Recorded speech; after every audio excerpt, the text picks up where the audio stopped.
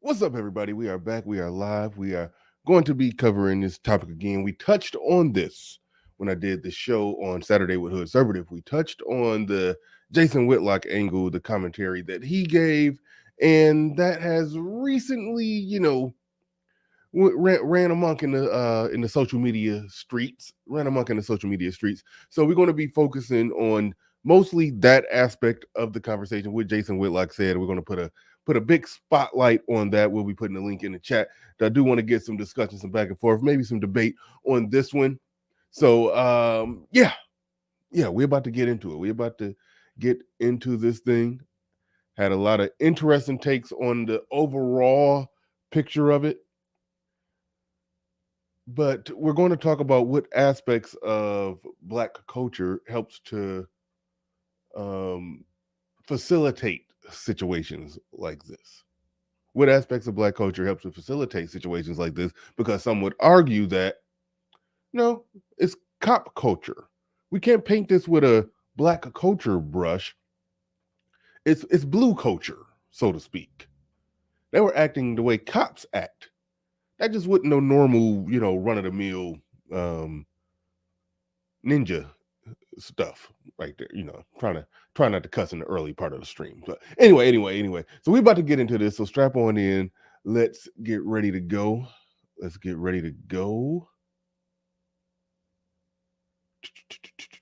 my intro? Let's get ready to go. Let's get it.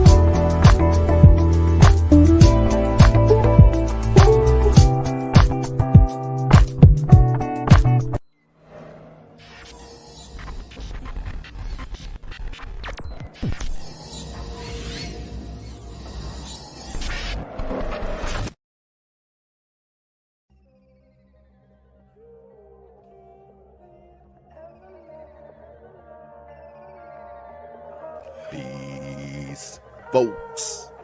This is X from TPOT Media. Open your mind and wake your black ass up. You know what time it is. Hit that damn like button as you make your way in the door. Grab a seat, settle in, get ready. It's the Grown Man Hour with your host, my man, Bernard Riley.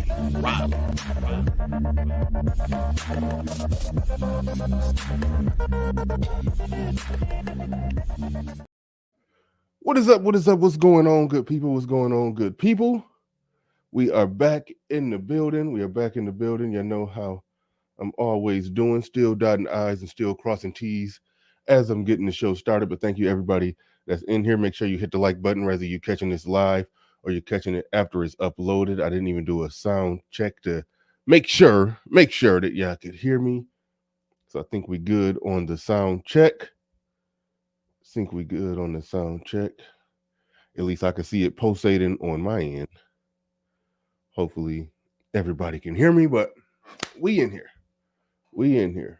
We are in the building. Let's get ready to go. So we're about to be getting into this. Jason Whitlock set social media, set the internet on fire. But before I even get all the way into Jason Whitlock and what he said, let me shout out the Early Bird Squad.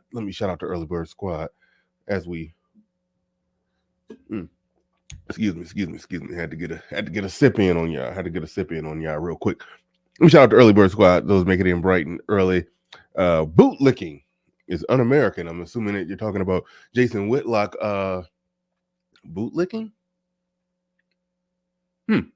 We'll get into that. We'll get into that. I know a lot of people say that about him and view him that way. The only thing that I could say when it comes to this one, even though he's right when he said, because he Sierra tweeted and added him, and he responded to her and said, at some point we got to, face reality of this whole baby mama culture.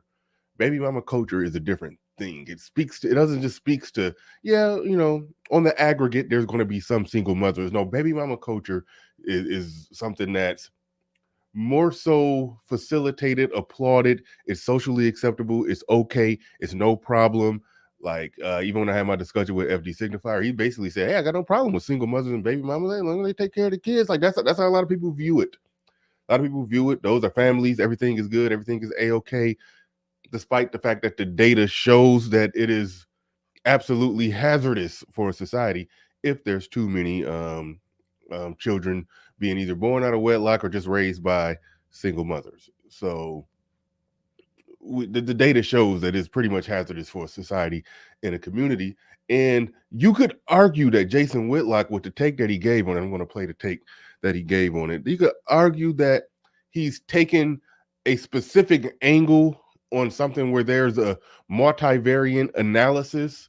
You could say that. And then when somebody takes a specific angle, when it's a multivariant analysis, it does it's easy for somebody to kind of straw man them or kind of just say that, oh, they're reaching, because there's a cop culture aspect of it.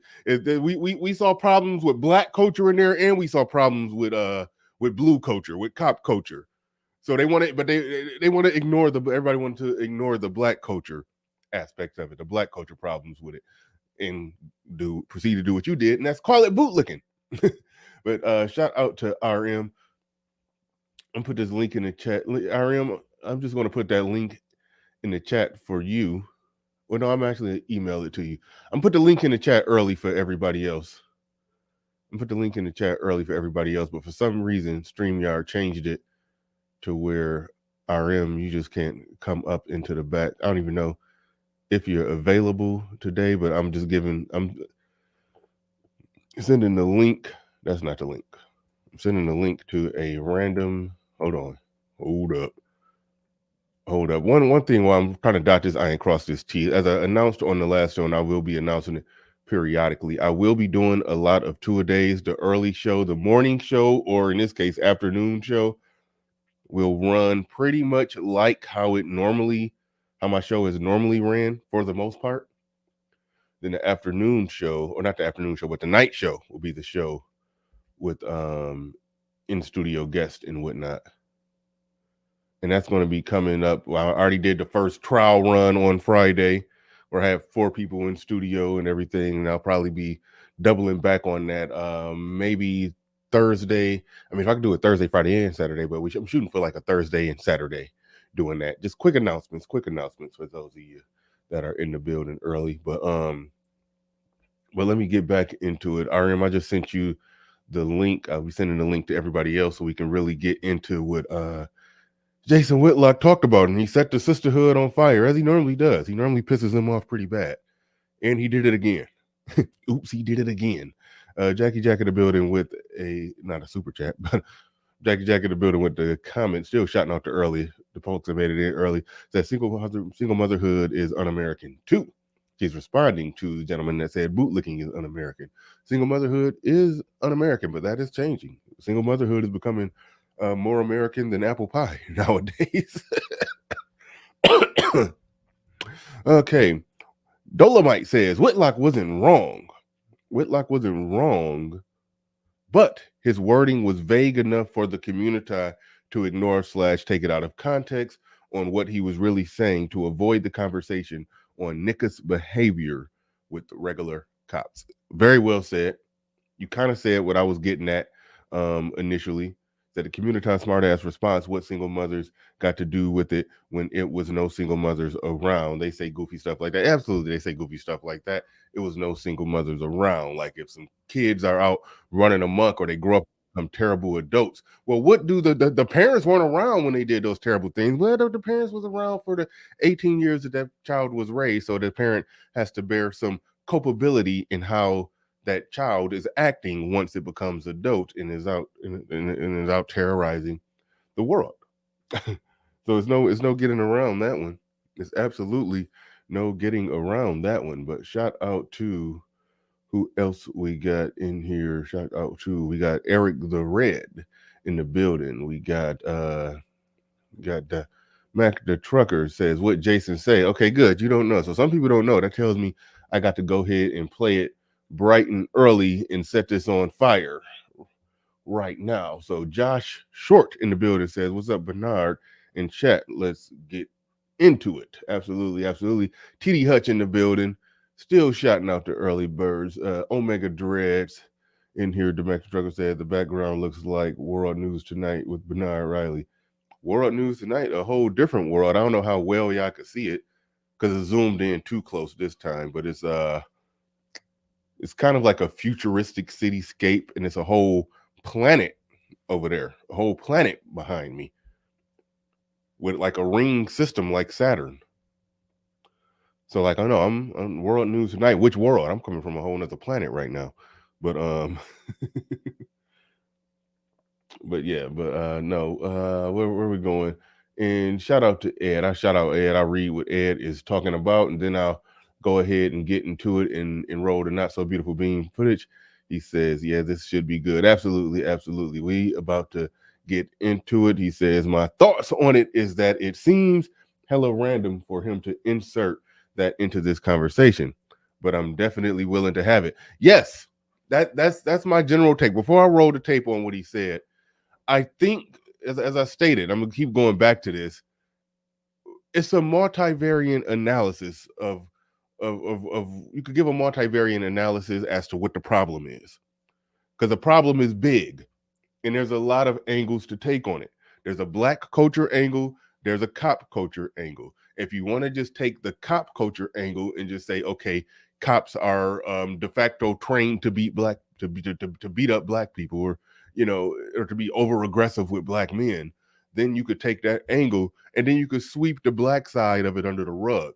But then there's one angle on the black side of it, as the same violence or unconcern that some black men have when it comes to other black men's life that we see out in the hood, that we just saw a reflection of that. The same shit. They just was wearing blue uniforms. We could go that angle on it. Then the angle that Jason Whitlock took is that, well, all these crimes and everything that we see that's coming from black men is statistically is coming from black men raised by single mothers. And he extrapolated it further to the point to where one could argue that he made a reach when he said, well, they got the black they got the black woman being the police chief leading these black men who's raised by black single mothers, and they got mama in her, and she just letting them they just run amok, and he went an angle on it and painted a picture. And I see how somebody could say, nah, that's a reach, but you can't avoid the black culture element of this. You can't, like everybody has already pointed out.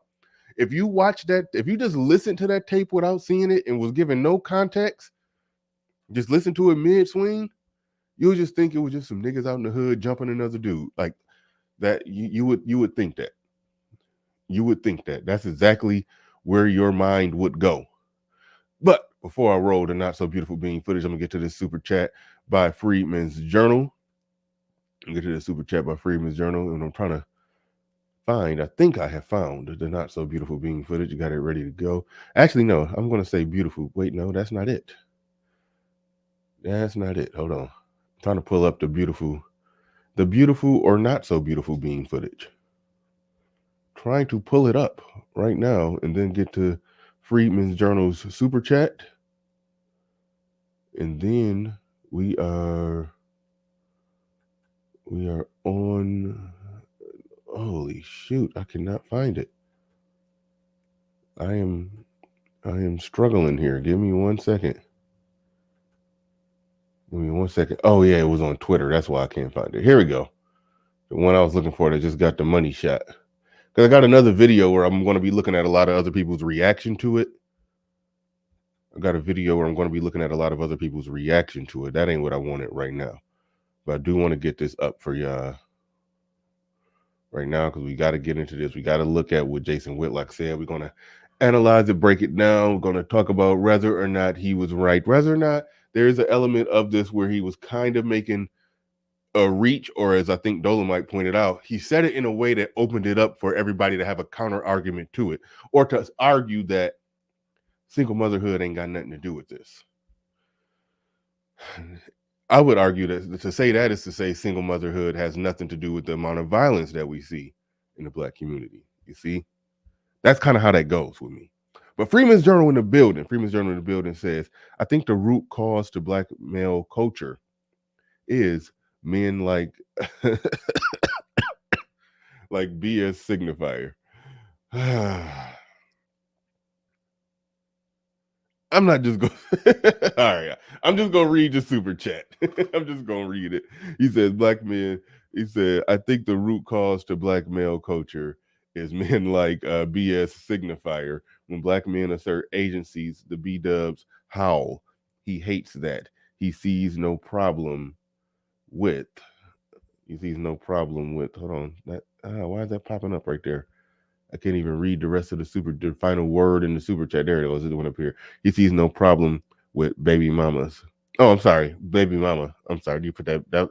You said at first. You said I think the root cause to baby mama culture is men like BS signifier. Now I see where you're going.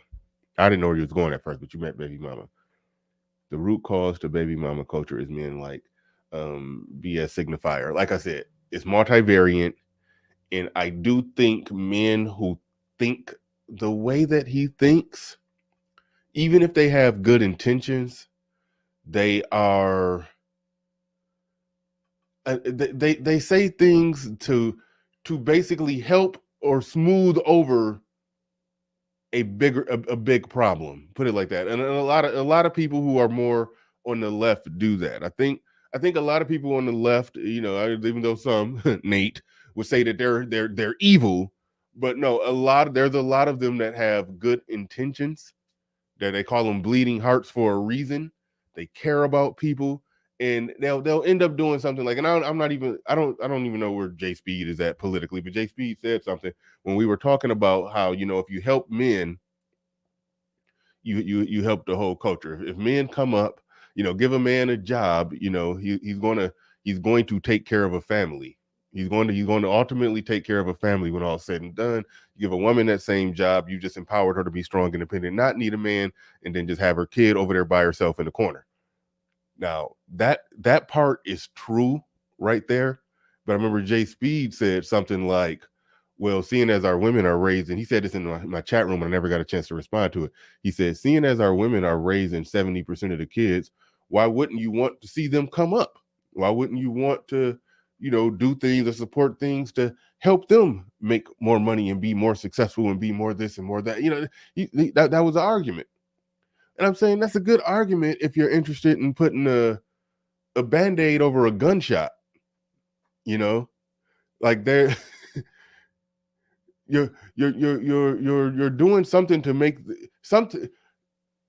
Black men and black women, the divorce rate, the lack of marriage rate, the separation rate, the non cohabitating rate, all of that is drastically high in the black community, and we can see the statistical outcomes for it.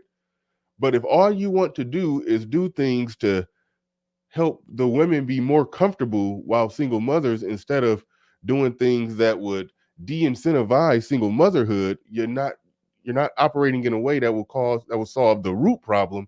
You just put a band-aid or spray some perfume or cologne over the funk that is the real problem. And but that's what a lot of people on the left tend to do. They want to, they want to make it easier for people in their condition, instead of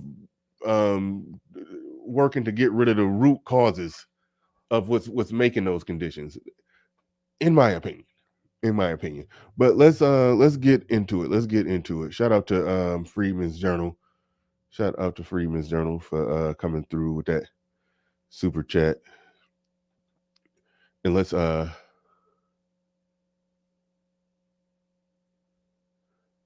Okay, RM, you're saying I said I need you to add me to the broadcast to the. Oh,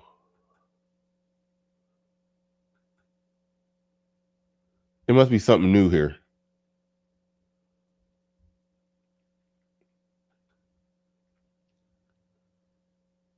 It must be something new here. Look, we'll have to figure that out after the show. I can't figure it out right now, RM. I don't know. What do you mean? If you could explain to me, okay, hold on. You say I need to add you to the broadcast to admin the back. I don't know. What do you mean by add you to the broadcast? Type out what do you mean by add you to the broadcast? Because I don't know what you mean by that. I really don't. Like right now, I just added you there. I don't know. They changed something. They changed something, and we'll just have to figure that out. You're saying you cannot click on the comments, huh? All right. We'll have to figure it out. We'll have to figure it out. We'll have to figure it out later. We'll have to figure it out later. But all right, I'm about to go ahead and because I know I can't figure out nothing on the fly like right now. But let's roll the not so beautiful being footage, ladies and gentlemen.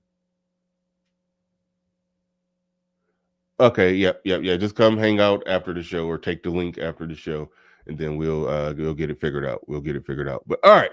Let's roll the not so beautiful being footage. This is Jason Whitlock comments that set the sisterhood on fire. This is his response to the Tyre Nichols situation. This is his response to the Tyre Nichols situation.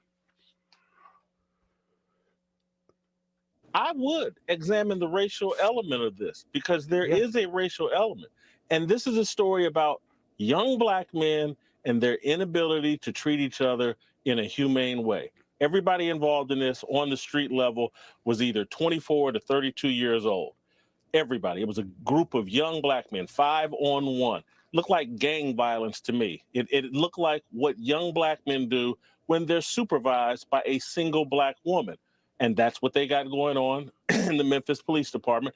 They've elected some or put some black woman in charge of the police force. And we're getting the same kind of chaos and disunity and violence that we see in a lot of these cities that are run. All right, let me ask y'all that question. I'll put the link in the chat a little early for this one. Having slight technical kinks. I'll put the link in the chat a little early for this one, but I want to ask y'all this question, and I want to put the link in the chat. Does having you got black men who more than likely raised by single black mothers. You have a black woman who's essentially who's their boss. I'm gonna rewind what he said because I want to make sure I get this right when I frame this question. In the Memphis Police Department, they've elected some. They're supervised by a single black. Young black men do when they're supervised by a single black woman, and that's what they got going on in the Memphis Police Department. They've elected some or put some black woman in charge of the police force, and we're getting the same kind of chaos and disunity and violence that we see in a lot of these cities that are run by single mothers. All right. Do you think that there's a proper causal connection there between black men raised by single mothers? We know the stats. We know statistically they're more likely to go to prison, more likely to be violent, more likely to do this, more likely to do that. We know that. We understand that. We get that. All right. We know that. We understand that.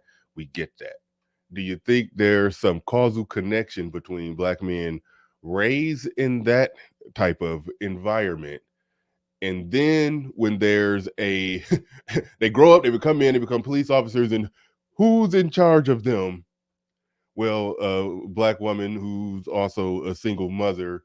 Do you think do you think that there's a causal connection between them black men being raised by single mothers and the violence that they show, and then now they're working for being supervised by a single mother, and they're running amok all the same? Do you think that got something to do with it? You know, a man in charge of them would produce a different result. That's what I want. That's the question that I'm putting on the table. That's a question that I put on the table. That's more or less the statement that Jason Whitlock made. And at least starting out here, that's what I want y'all to. That's what I want us to try to tease out, because this is the part of what he said where one could argue that he's reaching. Now, when it comes to baby mama culture in the Black community and the results and outcomes that it produced, like, we know what that is. We know the scoreboard. We see what's going on with that. Can you extrapolate that to a police force that in a lot of major Black cities, I know Detroit, Philly, Atlanta, Baltimore, so many of them, it's a majority Black police force. You know, sometimes it's just 51%, but sometimes it gets high as 57, 58, sometimes even 60 of a Black police force. The chief, the deputy, everybody in there is Black. So aspects of Black culture seeping over into that. Is that a thing, or is that a there, or is that a reach? Is that a there?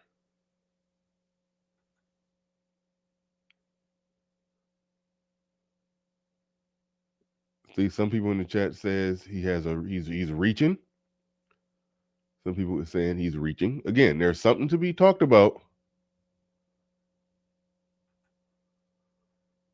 The human chapter says that's misusing those stats. How so? How so are stats being misused? I got somebody up that may want to explain that. Somebody up who may want to explain that. We are joined by can't let me blow you up. I can't see your name. I still can't see your name. It's Gerard. Okay. Okay, we got Gerard in the building. All right. So what's your thoughts on Jason Whitlock's specific statement about we got Black men raised by single mothers? There's always chaos. Black men raised by single mothers. And then now you got these Black men on the police force, and who's supervising them? A Black single mother, and you're seeing the same chaos.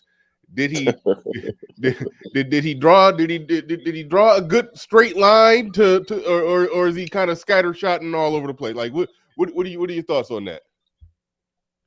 Well, I think it's relevant to make that statement or what have you at the macro level, if you want to draw that conclusion or what have you. In my opinion about all of this is that I feel that because they're Black males, that they're being the police officers or the former police officers, that this is being seen in a totally different light. Had they had been white males, they would have been talking about how Tyre was resisting arrest. That how they did him is no different. That's policing in this country. Just how it works. If you run from the police, you don't put your arms behind your back. Even what they're gonna beat you. We all know this. White, Black, indifferent, doesn't matter. That's normal policing procedure. So to act as if this wasn't normal and this isn't how this normally is done, policing is done in this country, so against Black citizens, specifically Black males in particular, whether the police is Black or not. I mean, we all remember Boys in the Hood, right? You know what I'm saying? And there may be our own incidents. Black cops are even worse than white cops half the time. So this isn't nothing new, man. And to act as if that what they did is abhorrent, which is true, but to act as if it is an SOP, to me is the travesty in all of this. To act as if it is an SOP, standard operating procedure, right? Oh, that's what we say in the military, right? SOP, right? To act as if this is not that, you know what I mean? It's no. I don't see any difference from any situation that we've encountered when they've had police interaction. The one where the guy who in Minnesota, right? Was it the where the baby mama called on the dude and he was trying to leave or what have you? He did exactly the same thing. You know what I'm saying? Like anytime you have a situation where you have somebody that is in some not complying in the most strictest form, the police beat them. But because of these were Black cops and it was a Black offender, now I was like, oh my God, look what they did. Oh, this is abhorrent. Blah blah blah. This is as if that's not. They say excuse me. They have the saying, bad apples ruin bad apples, right? But they never finish it out. They ruin a bunch, man. All of them are like that, man, for the most part. All of them are like that. You know what I mean? That's a cop culture thing. So I was liking what you were saying. You know, we could look at the cop culture aspect of it, and which I really believe that's really what it is, man. At the end of the day, and then and then also the black portion of it. You know what I mean? Is that it's always in this country. You know you can direct violence against black males or black people in general, with black males in specific. And even other black males do it to each other. You know, you never see black cops ever do that to white citizens. And if they do, they normally get arrested. They normally get arrested, just like that cop in Minnesota that killed the white lady that ran up on the car. Right? There's so many different cases where black cops they get held to the standard where white cops don't. So that's my thing. I did some de facto Google scholaring research on this, and I put it like this: I dug up lots of videos where black cops do put hands on white folks, particularly white men. I've seen it. I've seen it. They don't go as viral because there isn't the racial victim element. It's just like God. So it happens. It happens just as much. It happens just as well. See, I can't say that because I don't have no data on it. Right. But videos exist. They just don't get shared as much, and they don't viral as much. Like it's a white. But do they die from it though? That's the question. Like, have they killed white citizens in the act of doing their job? Normally, in the cases, the more high-profile cases I've seen, they get held accountable for it almost all the time. Whereas white police officers don't. If you look at the amount of the police force that's black, I think nationwide it's something like 15%. Right. Basically our population percentage, the black population percentage, or the male population percentage, or whatever, give or take. So, and then when you look into cities that, like I said, Chicago, I don't know about you. Well, yeah, Chicago probably falls in there too, but definitely Detroit, Atlanta, Baltimore, Philly. You know, the black police force be, they be over 50%. So statistically, okay, so we in the same area. Well, I mean, I'm about an hour and a half away from Detroit, but so I'm in Michigan. But here's the deal. Here's the deal. Statistically, they got to be doing it. There has to be situations where it happens. It doesn't go as viral. It's findable, but you gotta really, really dig for it. You gotta really dig for it. But but damn, it was something else that you said that I do want to get to. But real quick, let me deal with this super chat right here. Yes, sir. Now this the brothers or non-brother, whoever the hell, said his name is We Cannot Do This. I don't know who he, but anyway, he says, I thought you told FD Lib. I thought you told FD Lib self. I think he means okay. I thought you told FD signifier that black fathers were the most involved. I didn't say that. And I dare you to find me a video, any video of me saying that, but you're not going to find it because I literally did not say it. Literally did not say that. That study that says black fathers are the most involved fathers at all, I'm on record saying I question some aspects of that, because if they don't live with their kids at that high of a rate, it's impossible to be the most involved. You know, if you by law seeing them every other weekend and Wednesday from 5 to 8, even if you're doing a bang up job on your every other weekend and Wednesday from 5 to 8, you're only with them 10% of the time. It's going to be 100% your fault if the kid doesn't turn out right, but you're only with them 10% of the time. So I don't use that. I use that study as a way to, you know, it is some data that shows that black fathers aren't as bad as people say, but it's not the end all be all coup de grace argument for me. What you're doing is what a lot of women do. They hear one man say something and then they all said it. I never said that, and I never use that data, because if black men were truly the most involved in the sense that our kids was with us all the time, then these results and outcomes would have to be put more on the shoulders of men in their parenting. Now, we do know the data when kids are actually with the father all the time, the kid turns out fine. He turns out the same way that a kid would turn out a kid raised by a single father turns out the same way that a kid is raised by a father and a mother. So unless we can get it like that, and then we can have a serious discussion about black fathers being the most involved. So that's why I don't use that study. I don't. So you pulled that out of your ass. You literally pulled that out of your ass. But thank you for the super chat. I do appreciate that. I do appreciate the super chat.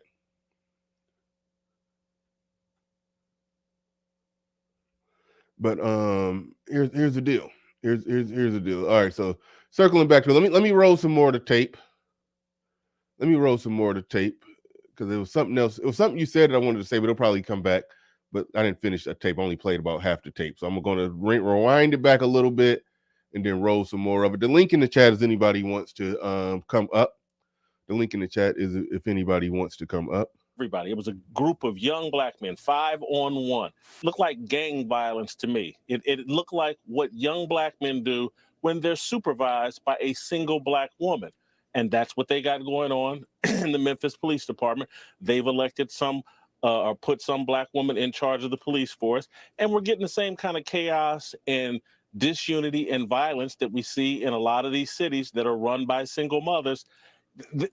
If we want to discuss the breakdown of family that leads to disrespect for authority, that causes you to resist the police and run from the police and not comply with the police because you resist authority at all time, because there was no male authority in your home, let's have that discussion. But that's not where they want to take us. They want to take us down the path of saying, you know what, this is Tucker Carlson's fault.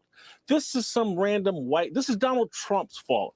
It's not. It's the breakdown of family and the buying in to all these left-wing things that have nothing to do with promoting family. Now, to that part of it, to that part of it, and I think you probably would agree, he's right on that part of it. That second half of it, when you talk about the breakdown with black culture, lack of families is no doubt connected to that.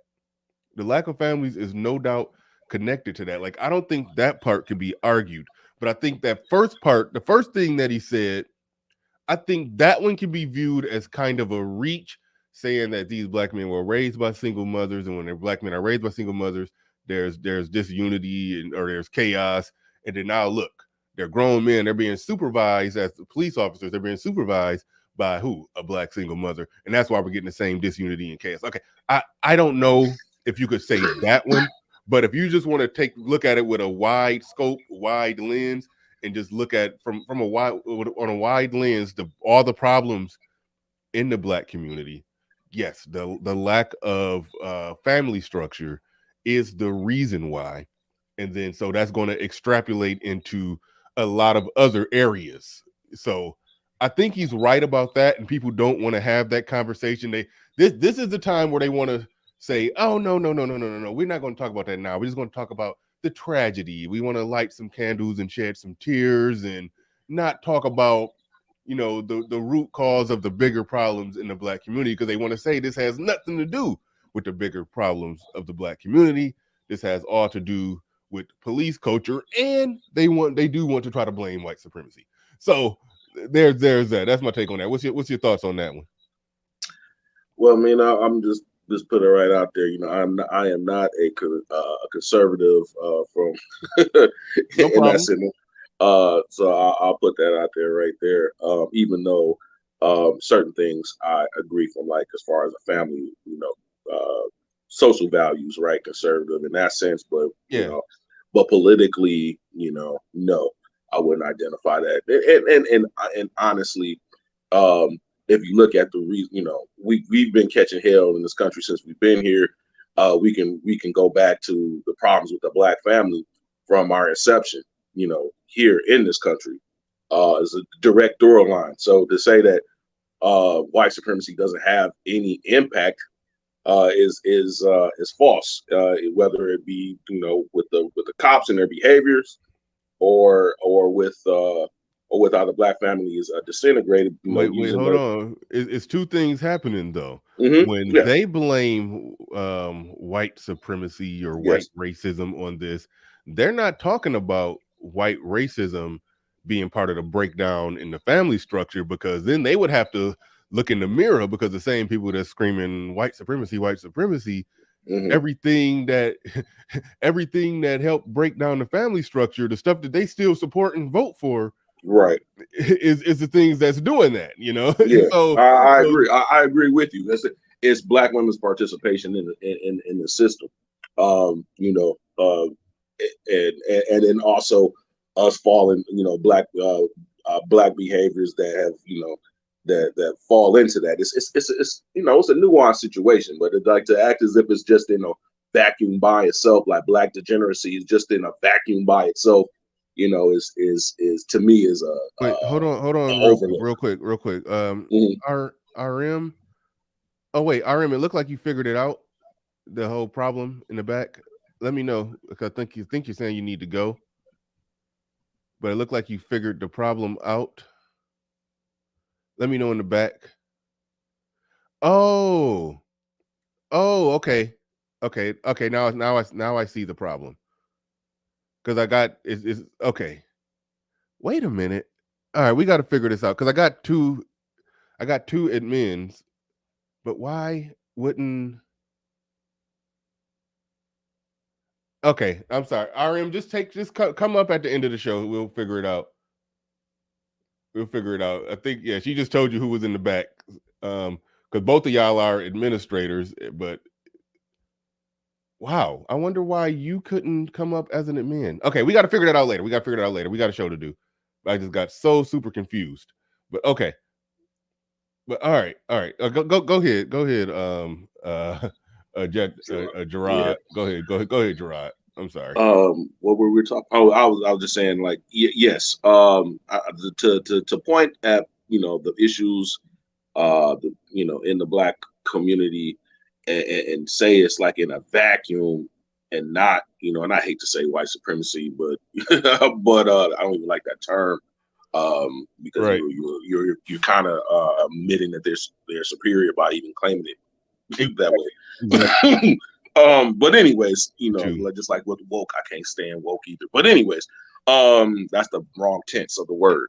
And the point being is that it's a nuance. It's nuanced, as many things in this country. It's not either one or the other. There's usually, you know, like, both things can be true at the same time. That's how I view it ultimately, or what have you. You know, again, as I stated in the beginning, I believe that, like I said, if these were white cops, then we would have been hearing a different story about how, you know, he resisted arrest. I mean, you know, he did.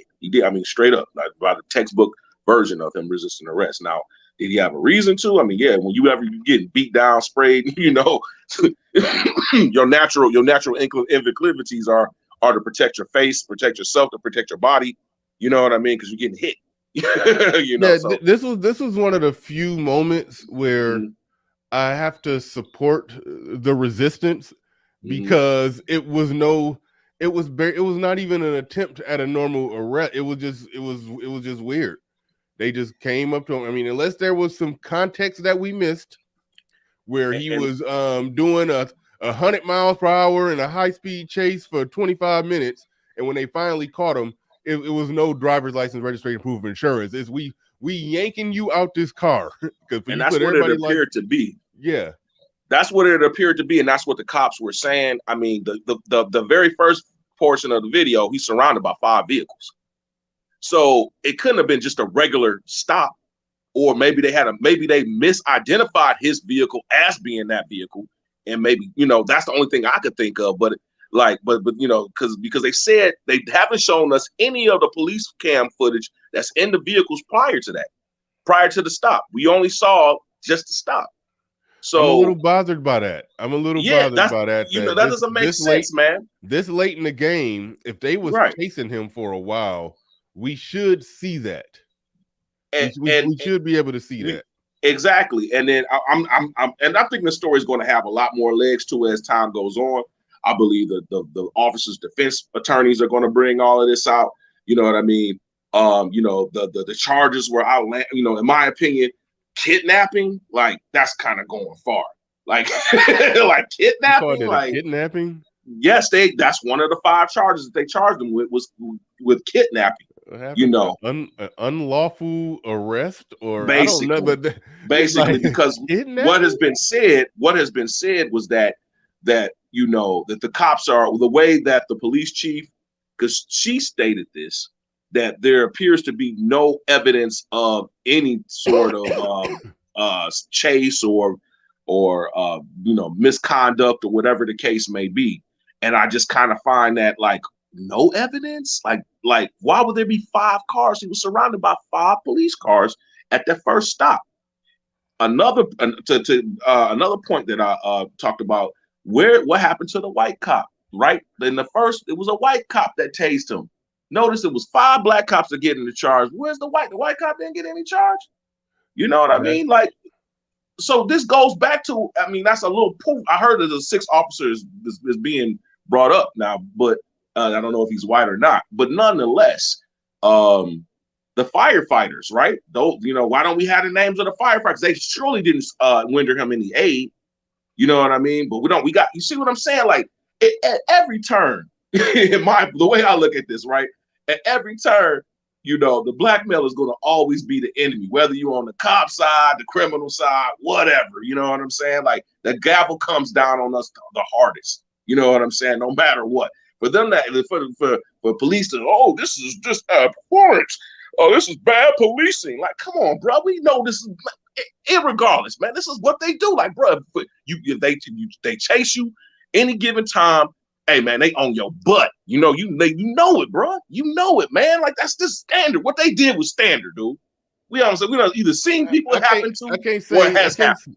I can't say it was standard, That but was the shit standard, bro. definitely it happens. It happens. It But happens a lot. It happens a lot, man. You resist at any point in time. As soon as you flinching, you holding back, you not putting that other arm behind the back. Oh, they gonna try to twist your arm up. They gonna put that part is standard.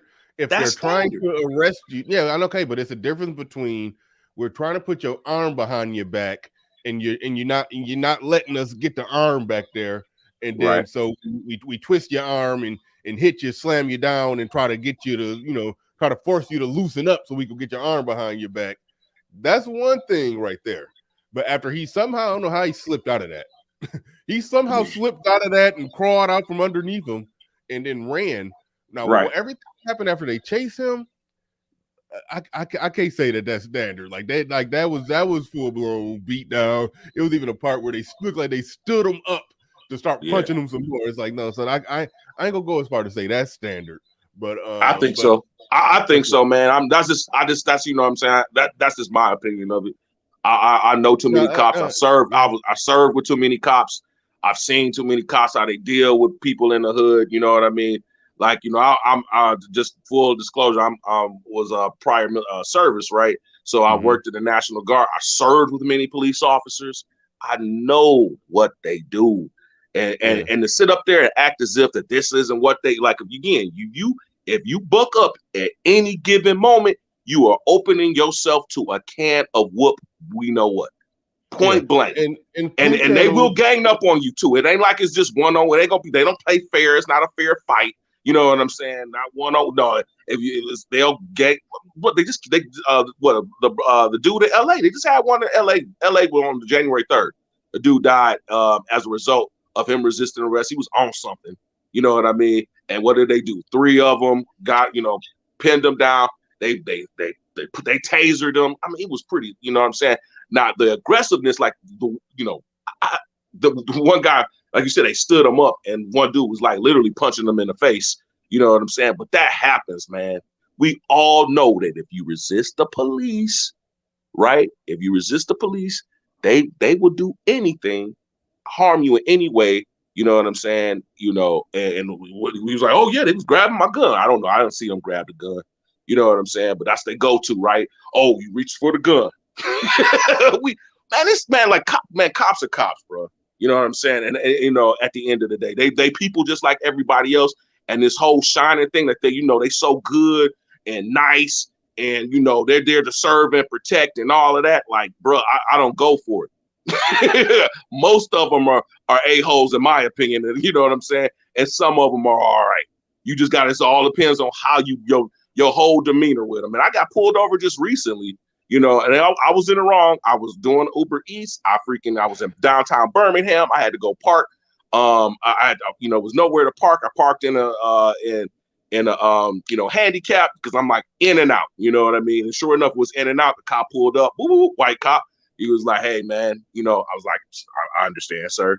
It's a really, you know what I'm saying? You have to be like that, because if you indignant in any form or fashion, that could go left.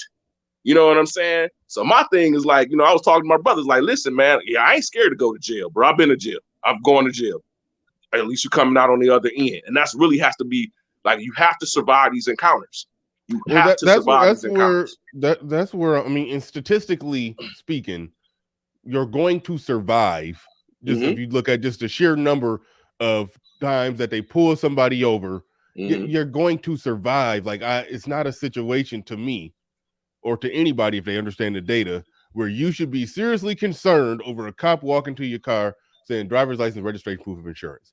That's not a deadly situation. It's just not. However, to go to what Clue said, then don't resist. Okay, if you're resisting arrest, then yes, you're going to get roughed up, potentially tased or maced or worse if you're resisting the arrest. So the normal thing is don't resist the arrest. Exactly. That's the thing. And I think you said it. You rather just go ahead and not let them arrest you and then deal with it in court if you think your laws or rights or whatever was violated.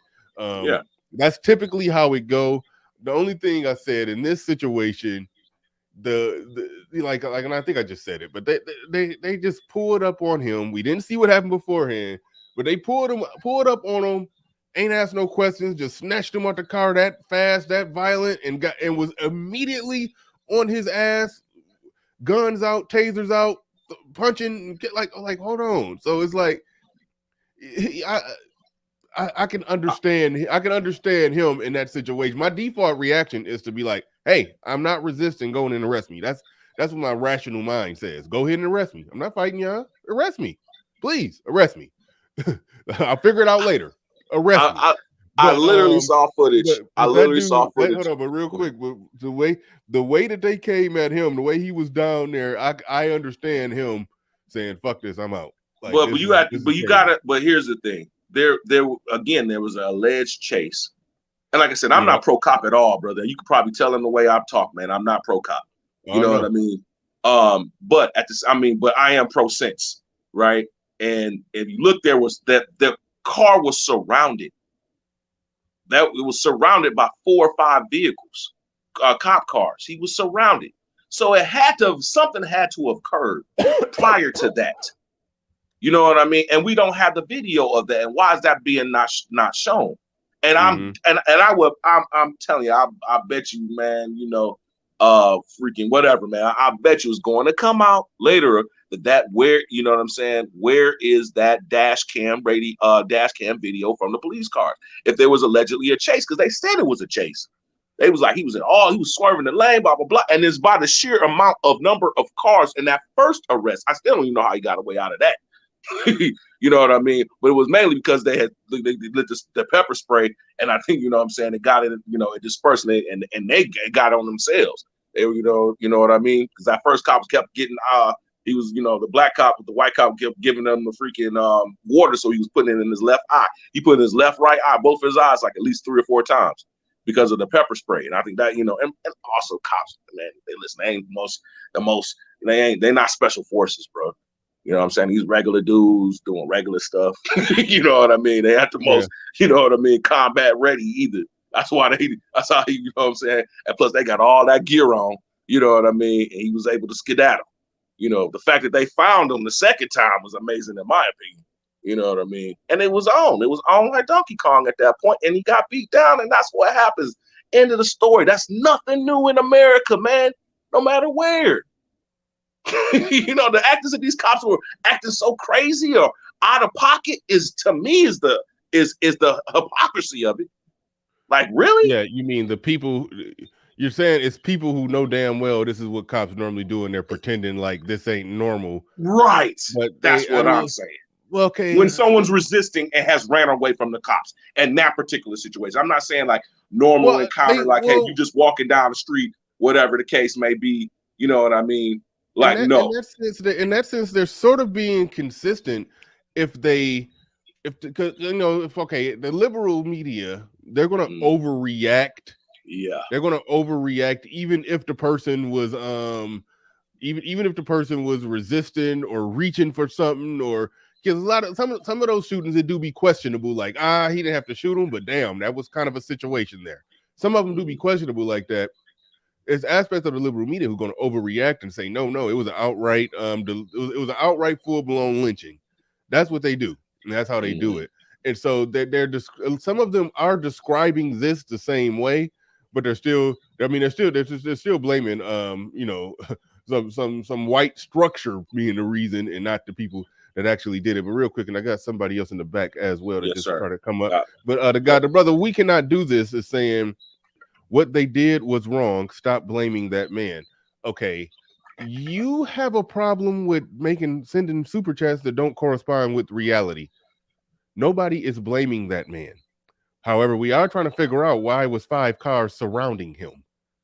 You know, and they saying that it was a chase. We're saying produce the video of the chase so we can at least know if there was some other context that don't necessarily change what they did after they chased him on foot, but it does change our perception of how they initially reacted in snatching him out of the car. You know, it does change that. So that's all we're asking. Nobody is blaming him. So stop sending super chats that don't correspond with reality. However, I do appreciate the super chats. You seem to be the only one sending them. So I do appreciate it. I mean, in his situation, it could have been that they were chasing one car and his car matched that car. You know what I'm saying? And then they freaking, you know what I mean? I had that exact situation. I didn't get chased, but a cop did approach my car. It was a black female cop. I just throw that out there. She did approach the car. She had her gun out, but held low. And I looked in my side view mirror and was like, damn, her gun is out. But I was cool and calm under pressure. And I mean, I was chill and relaxed and just, you know, gave her driver's license, registration, proof of insurance like normal. She took it. Some other cars pulled up. I told the story on the last show. Some other cop cars pulled up real fast.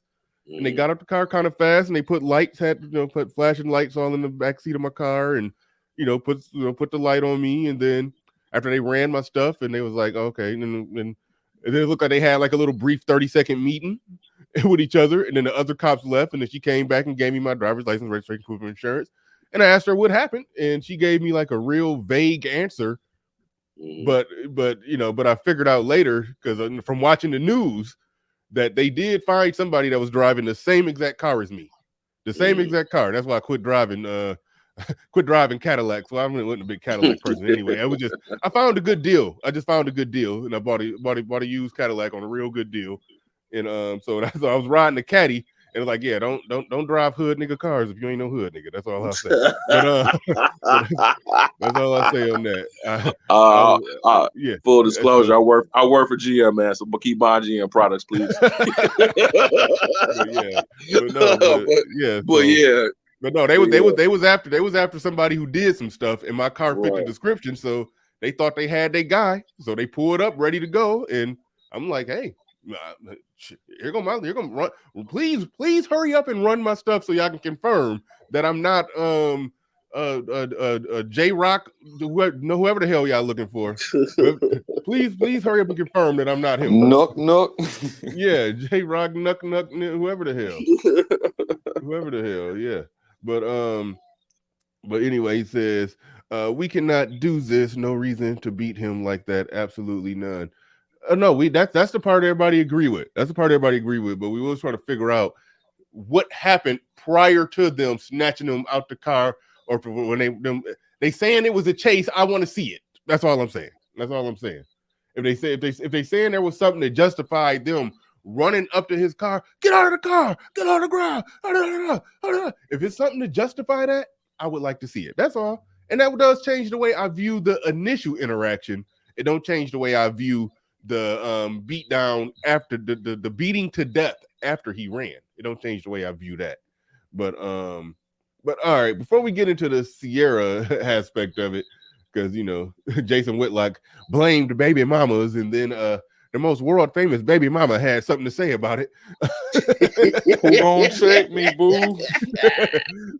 so we gotta get into that. We gotta get into that angle on it. But before we get into that angle of it, we got Rod of God in the building. What's going on? Salute BR. Hey, yeah, man. Shameless plug. Hey, y'all go watch my video on this, man. I got age restricted, man. I ain't getting no views. I got they got me after the fact too. Yeah, I'm like, damn, bro. But yeah, man. But I want to come up. I mean, I ain't gonna lie, brother on here, he triggered me saying, why they acting like this is like some unusual, extraordinary circumstance. I mean, come on, brother. I mean, this is kind of crazy. Now, I will admit that he should have complied. I don't care how crazy it is. The thing about jump boys here in Palm Beach, Florida, we got them too, and they do drive around in dope boy looking cars and shit with blacked out windows. And see, with them, they don't have to call in. Like most cops while they're on patrol, they gotta call, and usually they're gonna get dispatched somewhere. And even if they not dispatched somewhere, they see something, they call it in. But see, with jump boys, they don't have to do that. They could just jump. That's why they call them jump boys. They just jump out of the car, get you, and then radio in if they need more backup. But the way the units be set up, they already got their own backup. So that's why a lot of the events leading up to it, there won't even be a record of it. They could just basically they like vigilantes. Yeah, that's an aspect of it too. Well, they should have the dash cam though. They should have dash cam. Okay. Do they have that? Hold on. They drive, as I understand it, they drive in unmarked cars. Is that correct? Yes, they look like dope boy cars. Yeah, okay, they were a bunch of Chargers. They riding around like Alonzo. Chargers and Challengers. In a training day, they riding around in that kind of car, and they just hopping out the car on people, and I speed off pretty fast. It's usually, I mean, but they're equipped with everything inside the car. They got lights, they got everything. It's just unmarked. You know what I'm saying? It ain't a box cut. It's not a box Chevy. You know what I'm saying? It's not a box Chevy. It's usually gonna be a Charger or a Challenger. Them shitty FCA products. I hate them. but dash cam cameras are normally they are not going to activate until you go into an actual suit or you call something in. Right. So I'm saying they still should have that on the vehicle. If they didn't, then that really shows that they had, you know what I'm saying, they were operating, just wild. You know what I'm saying? Hey, can I if they did a little bit on that, brother? Yeah, go ahead. I'm going to lunch anyways. Yeah. Thank you for having me on the show, Bernard. I've been watching you for quite a while. I love your work. Keep doing what you've been doing, brother. I gotta donate some more. Thank you. A little bit about the cam footage, why you saying it should be on at all times, that sounds good, but you have to really remember, because I full disclosure, I work in private security, so we have a lot of the same thing. We're armed private security, so we're not unarmed security. We actually patrol kind of similar to how police do, and we have body cam and a lot of the same equipment. And the problem with having your body cam on all the time is that it costs a lot of money for data and storage.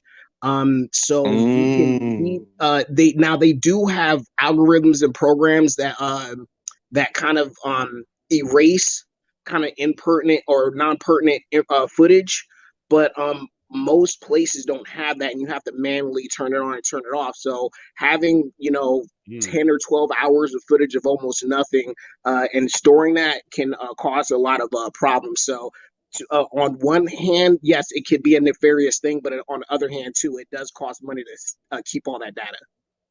But you in a high-speed chase, you should be turning it on at that point, at the bare minimum. Yeah, good point. That's what they claim to have happened. They both right after the officers that were on foot, because I guess one of them was definitely one of the original ones that pulled them over, right? Because it was two cops that had him, and then he squirted off, right? That's when he was able to run free or what have you. I believe one of those cops from the first two was part of this 5. and he was explaining to the other officers, hey, like he was swerving lanes. He was, going high speed. It was like, you know what I mean? Like you would think at that point in time, you would have turned on the camera if, or if there, a lot of times like maybe there's an algorithm or something like that. The car goes at a high speed enough, it's going 60, 70 miles per hour or whatever, you know what I mean? It'll probably come on. I don't know. But nonetheless, where's that footage? Because what the police chief stated that it appeared that was like they completely made that up, and that was a lie. And I don't know. It didn't appear based on how everything was going on that was like something that they were premeditating and, you know what I'm saying, and lying about. It didn't appear like that. And again, by the number of cars at the first stop, it was like he was surrounded. I don't know where all those other cops were at, but he was surrounded. Oh no, I get that. The one thing especially about these situations, black men dying at the hands of police, I've just learned ever since like Ferguson till now, I don't trust either party until more information, irrefutable information comes out. Because how many times have they tried to pull our feelings in every which way direction, whether it's the cops are the bad guys or he deserved it. So it's just at this point, as black men, we need to just discern a little bit better and just wait until more irrefutable information comes out before we speculate, because that's all it really is. It's pretty irrefutable, bro. I mean, come on, bro. I mean, they was holding him up. They had to hold. He was half conscious, bro. They had to hold him up, and they still tagging him. It's irrefutable that they beat him to death. That part is irrefutable. But there is some debate and speculation about what happened before that, and that's sometimes we could just be over analyzing shit. Because even if it was a high speed chase, that would only justify their initial, aggression and yanking him out the car like that. Exactly. That's the only thing it would justify. And so that would just explain that context. But the overall context of what Ryan was just describing, where the dude is just out on his feet being held up and they still punching him like that, it's nothing that can make that make sense. Nothing can make that make sense. Exactly. But y'all did stumble across something interesting to what what's your name, Don, that just came up? Jamaican American, that's your name? I got that right? It's a really just call me AFR. All right, AFR. All right, cool. Yeah, okay. What AFR just said about the storage data when it comes to the body cams, and they can't just be walking around all day. If that body cam is something that they can turn on or off, listen, I think it'll be a simple a policy change to basically make it to where, okay, your body cam is off when at the beginning of every interaction, as you approach every interaction, just reach on your shirt and whatever they got to do, push up, down, left, right, AB, select, start, turn the thing on, and then boom. And then, you see what I'm saying? Yeah, exactly. Turn it on before each interaction. Yeah, and that's exactly because we have that policy where I'm at is, and other departments have the same policy where every interaction you don't talk, you don't open your mouth until that camera is rolling. And plus, also they have the 30-second thing before where it starts rolling anyway. 30 seconds before, 30 seconds after you turn it off. So yeah, that's that, because unfortunately the term officer officer discretion has been abused by law enforcement. Let's just keep that 100. Officer's discretion has been abused, so that takes that officer's discretion out of it. Like, you don't have discretion. We see every interaction in its entirety. So, and with the data, I mean, like at the end of your shift, dump it. Nothing eventful happened, erase it, and then it's like it never happened. What about that? Well, if you just do with every interact, like turn it on with every interaction, that would. I'm talking about the data. The data issue brought up with the data storage. Like, it's not a problem if at the end of your shift nothing happened, eventful, erase all that data. Like, is there like a law that prevents them from doing that? Oh no, you could definitely. A lot of it is you don't even have to record in the first place. So like I said, like the thing that would cut down on having to pay for extra data and then not catching everything is literally every interaction you turn on a camera, and when it's done, it's off. So in that instance, you cut out a lot of hours of nothing going on. So that kind of eliminates two problems at once. All right. Perfect Blackness in the building says comply. At no point during that encounter did they give him the ability to comply. The only thing that I can say, and again, he had every reason to be scared, and that's one of the few moments where I support some resistance and just trying to get away. But there was a moment where it looked like they were trying to put cuffs on him early on, and he was like, y'all can't see my arms because I'm down too low, but where he was like locking up and stiffening up his body and basically trying to fight them from putting his cuffs. Like, I'm just saying, if they trying to cuff you, let them cuff you. Yeah, I'm gonna be honest with you, man. Throughout the whole thing, he was doing that, but you know what I mean. The whole time, that was the whole purpose. That was the reason why they was hitting them. But that happens all the time, bro. Whenever cops are arresting people, there's a little bit of arm wrestling. It's never like people are just go ahead and handcuff me. And these dudes are like the size of like NFL linebackers, bro. Like they didn't like I've been through this experience, bro. They bait you to resist because they know as a man it's gonna swell up and you're like, hold up. Like, you know, nah, I'm sorry. I'm gonna have to disagree a little bit, brother, because I'm just from actually arresting people. I'm not talking about black people, but I've arrested white people, Asian people, stuff like that. Most of the resistance I have personally come across have usually been black women and to a lesser extent black men. But I'm sorry, I don't know if it's ingrained in us, but there is a level of like we don't like any type of authority.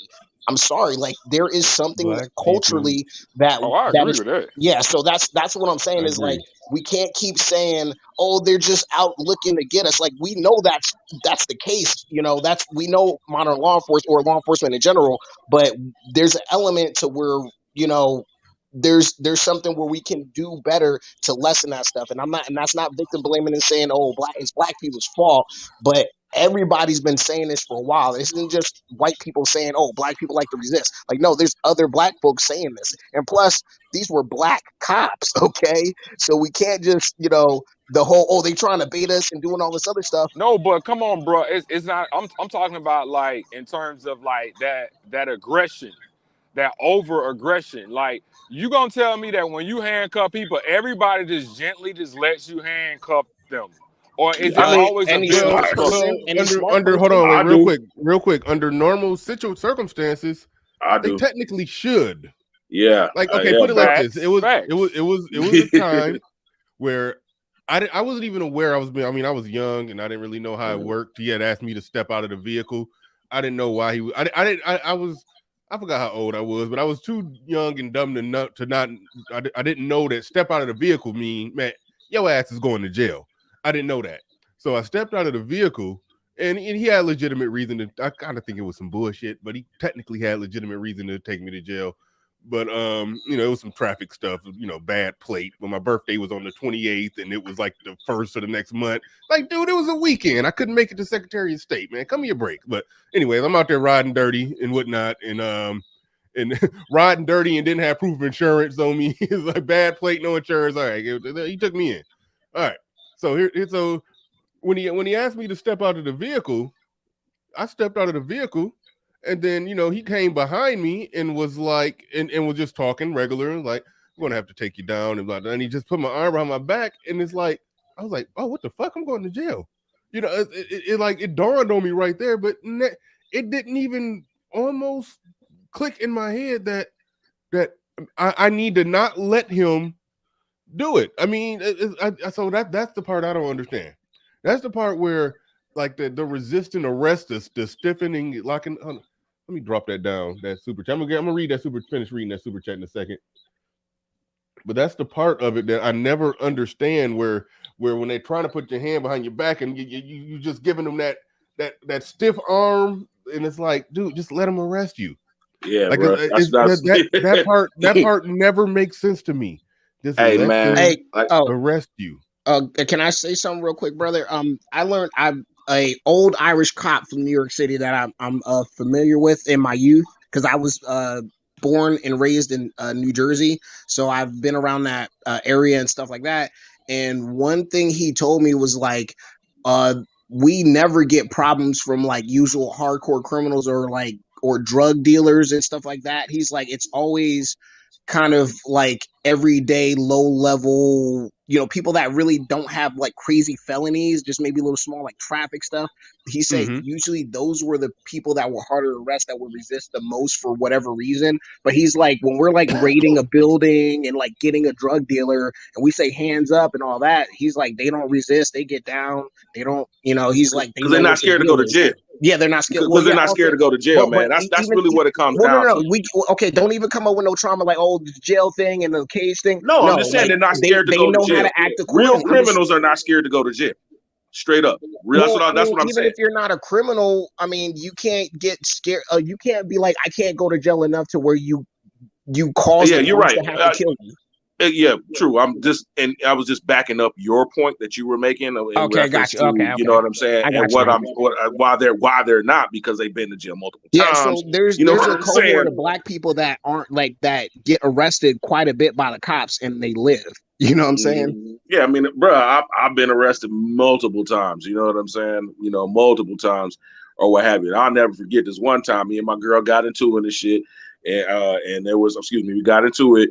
And freaking, she left. I think the neighbors called, or she called the cops or whatever. And for whatever reason, I was trying to grab my stuff and hurry up to get up out of there.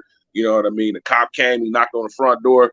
I'm like, shoot, I ain't answering it. So I'm going so I go through the back door. He followed me around that back. He had that taser. He said, hey, stop. I was like, okay. You know what I mean? Because I'm like, shoot, you not tasing me. I'm not giving you a reason, kid. I'm not giving you a reason at all. Like if you ever hear about something, something happened to me, you know what I mean? They was just coming for me, because I'm not going to give you a reason at all to do anything to me. You know what I'm saying? You just not whatsoever. I'm putting my hands behind my back, whatever the case may be, so on and so forth. Well, I'll just go to jail and figure it out. You know what I mean? A lot of people don't want to go to jail. That's the thing. A lot of people don't want to go to jail, man. Because they normal citizens, man. Like, for the most part, they ain't not about that. You know what I mean? It's like, so they trying to run away or whatever the case may be, or they might be high on something. That's an aspect of it. I guarantee that's going to come into the play. Definitely. That's what happened to the Black Lives Matter dude, her cousin or whatever that got killed. He was on, he was intoxicated. Yeah. I hate those situations as well, when somebody got a bunch of drugs in their system and you're already in a elevated state. Your heart racing. A mile of. I can't stand. I ain't trying to bring up George Floyd, because I said it once, I said it again. If he would have did that much fentanyl and then just sat on his couch and chilled, he wouldn't have died. If he would have been completely sober and then got arrested like that, with the knee on the back of his neck, he would have lived. He would have lived. No drugs in his system. He would have lived. I don't know. I can't go with that one. A knee on the back of the neck is not going to kill you. Well, we're not toxicologists and all that stuff. But at the end of the day, we are black men that have common sense. And my thing about the whole George Floyd, obviously, I don't want us to get too lost in the weeds on this, but the thing I took away from that whole situation was us as black people. Since we say we care, and I'm going off of Black Lives Matter and all the, pro-black rhetoric, we love black people, we need to care about them. We have the money as black people in America. We should have had the infrastructure to have a shelter or a detox center where black people can go, and be in a safe environment if they choose to, but he didn't have that. He didn't have his family there for him. He didn't have any black people looking out for him. But his drug dealer, I'm just saying, his drug users to go to get help. No, but listen, what I'm saying is the saddest thing is, if there was a infrastructure for that black man, he could probably still be alive. You know what I'm saying? But what was it? It was a drug dealer. He was in the clutches of a drug dealer that was a black man, and that's the tragedy. It's plenty of resources. I don't know. I think the knee on his neck for 9 minutes. It's plenty of resources out there. Let me turn my mic up. I think that'll help. But I think it's plenty of resources out there for people who are on drugs to get help. I think the combination of of when he was resisting arrest prior to the knee getting on his neck, on the back of his neck, and the drugs. The whole ball of wax, the whole combination of that is what killed him, not one singular thing. Just getting like that wasn't that arrest and the knee on the back of the neck. That's actually a normal procedure. A lot of people did test and experiment where they laid there and somebody stood on their neck, stood on the back of their neck, and the person actually for 8 minutes. I mean, somebody put the knee on the back of the neck for 8 minutes. A lot of people did the experiment. That's not a deadly procedure, but if you're going off fentanyl and you have and you're all amped up and resisting arrest, like you could see when they showed the earlier tape, you could see how it all came together. You can see how it all came together. I still think Chauvin should have got every year and every minute that he got in jail, but I'm just saying there was a bunch of it was a bunch of shit going on there. But Perfect Blackness in the building says, he says, comply. At no point during the encounter did they give him the ability to comply. We kind of hashed out that nuance where he wasn't letting them put the cuffs on him, but either way it go, what you go on to say, I agree with, they did, based off everything, all the information we got, they came in extremely hot. So he said they just pulled him out and started whipping his ass. They pulled him out, started whipping his ass, and started trying to cuff him. He says no dash cam footage will excuse this. Like I said, some dash cam footage could, if they were in a high speed chase with him, like they claim, that because they saying talking about reckless driving. Let's just say if it was a high speed chase and then when a situation like that happened, when they do get to the person, they don't say driver's license, registration, proof of insurance. They just snatch their ass out the car and start arresting them. If they resist, they get roughed up, and that's fairly normal. I said that early part could be excused depending on what happened before that. But once he escaped and got away and ran, and then they beat him up for like, I don't know, 10 minutes after that, that part not excusable at all. Not even almost. That part I want to. It was about 2 or 3, man. It was about 2 or 3. But what I'm saying, hold on, real quick. Let me get to some super chats. Perfect Blackness sent another one, so shout out to you. I do appreciate you coming through with the super chat. You said, I know I love this space, but too many in this space are so blinded by their conservatism that they can't see the humanity in black men. I've conceded that point that sometimes, okay, that happened on my show where somebody went too far, and I wouldn't even call it conservatism. I would call it trollism, and he was trolling his ass off.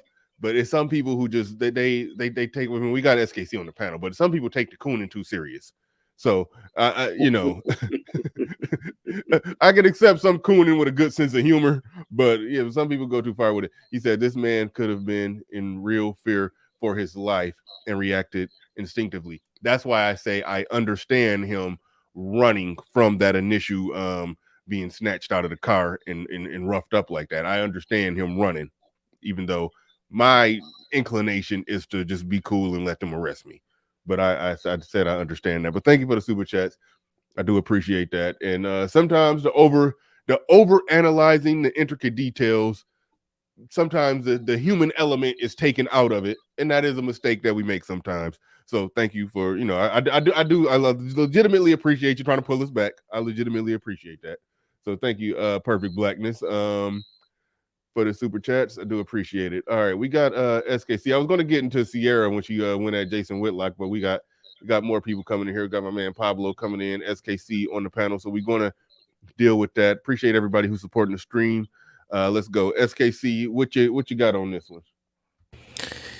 Yeah, man. Thanks for having me on, first of all. And yeah, I do agree with your previous statement that, you know, some people do take things a bit too far, especially when you're talking about, you know, the death of a human being at the end of the day.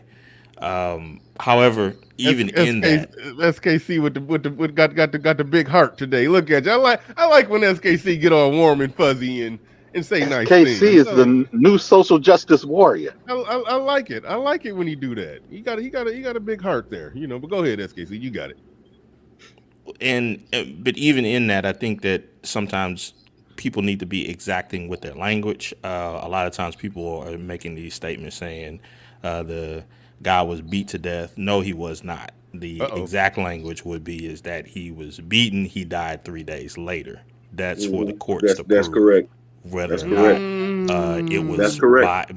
Because the exact language to say that he was beaten to death, that would mean that he would have been unconscious. That they needed to call a mortician after they were done with him. That That would be the exact meaning of that term, and it SKC, would you know, also put a different. you just made me Google the definition of beat to death. So I'm looking that up right now to see if it matters how soon after the beating the person dies when trying to figure out if somebody was actually beat to death. But anyway, carry on, carry on. I'm just googling. I'm googling.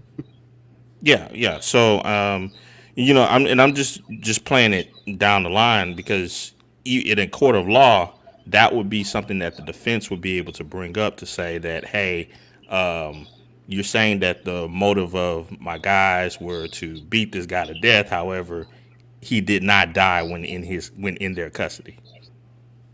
So, you would need to come up with some different language to describe what happened. You could say that they beat him really badly. They beat him enough to where he needed to go to the hospital, but beat to death, no, that didn't occur.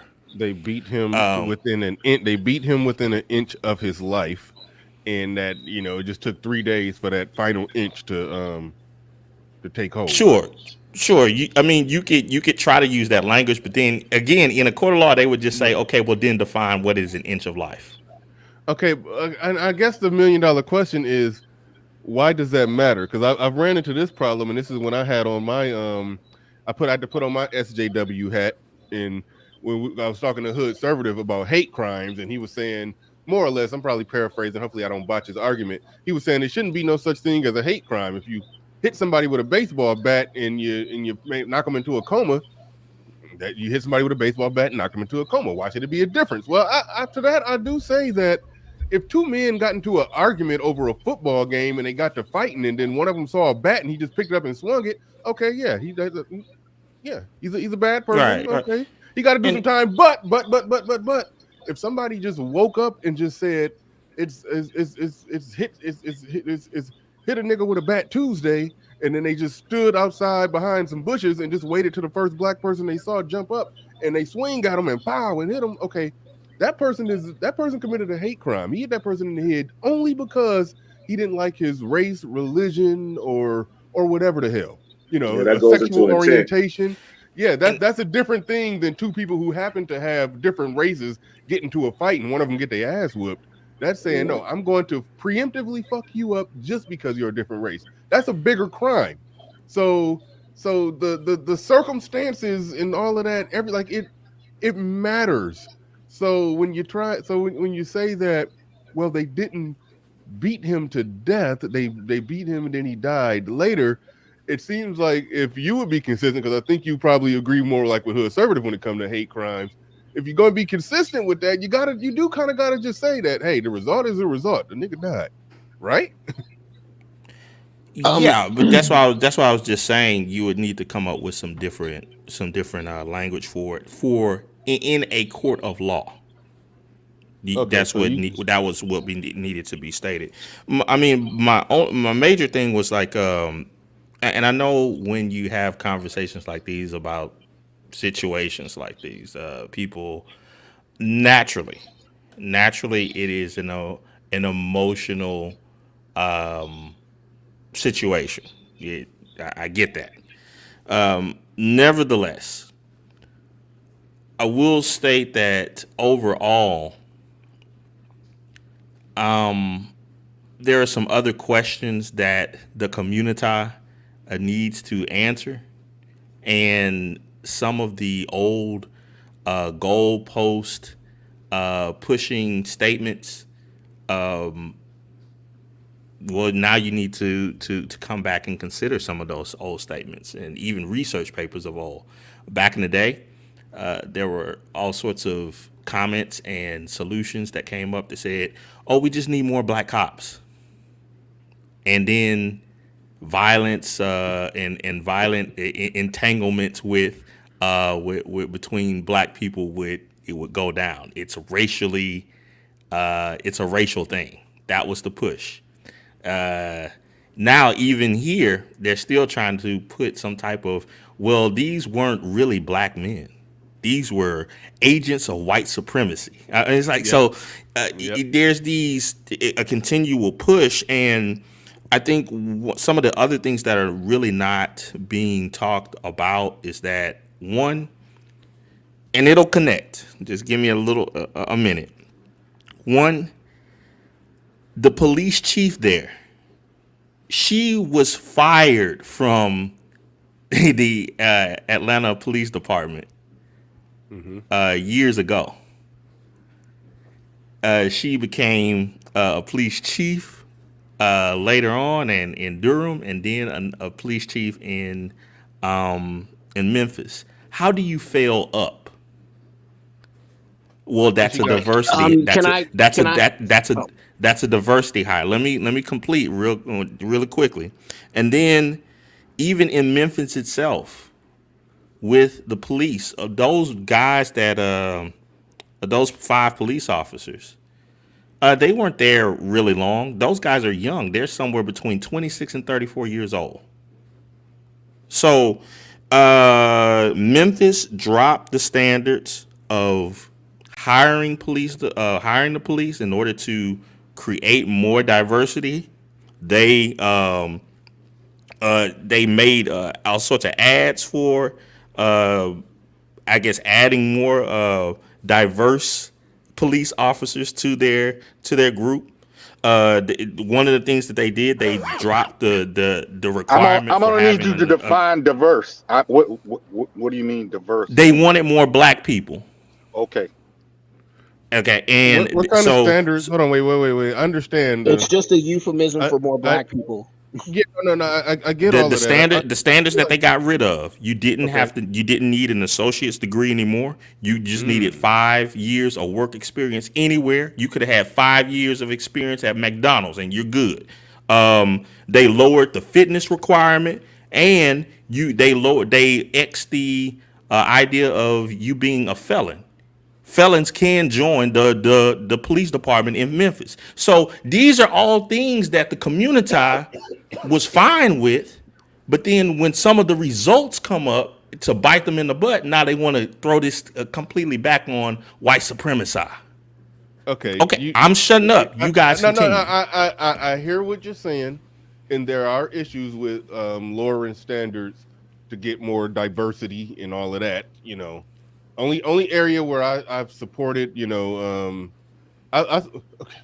When it comes to entry level jobs, like for example, being a construction worker, if 97% of construction workers are white, it's like, hold on, you just got to have a high school diploma. So yeah, so with situations like that, I do say that, yeah, they, if the bar is that low, I understand you should be hiring people, people, you should see more black people out there. But for example, that raise, like if it takes a certain score on a test to get into a certain school or this or that, and like, yeah, I don't believe in lowering standards for that. And it's data to show when they do that people end up, they lower the standards, the person get in, but they never graduate. They can't hack it because they had to, they weren't prior equipped for it. However, when it comes to everything you said about the police, the letting the felon in. Now, if you can show that these dudes had felonies, then okay, maybe. Well, But everything one of else the one of the officers that was in this whole beating and killing thing, he was a parole officer, and he had an incident of beating a prisoner half to death. You hired him anyway. Okay, so I mean, I will grant that you got something there, but what you're doing kind of reeks of some shit went wrong with some black people with black people on a job, and you don't know if they were diversity affirmative action hires, but you're basically saying because some type of affirmative action exists, we can go and blame it on that.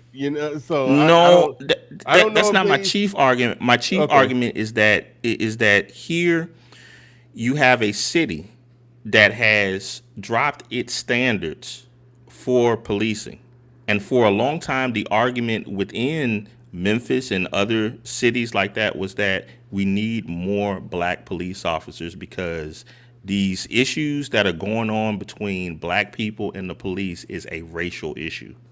Now you drop the standards for all of that, and you have this issue where 5 black cops, they kill another black person, and you're still trying to throw racism into it? Come on. That part I agree with you on, and that was one of my central arguments, that a lot of times black people do talk about these situations from the perspective that if we can just remove white people from the equation completely, then everything will be okay. And I always say that if we, somehow built Wakanda up today, or we just,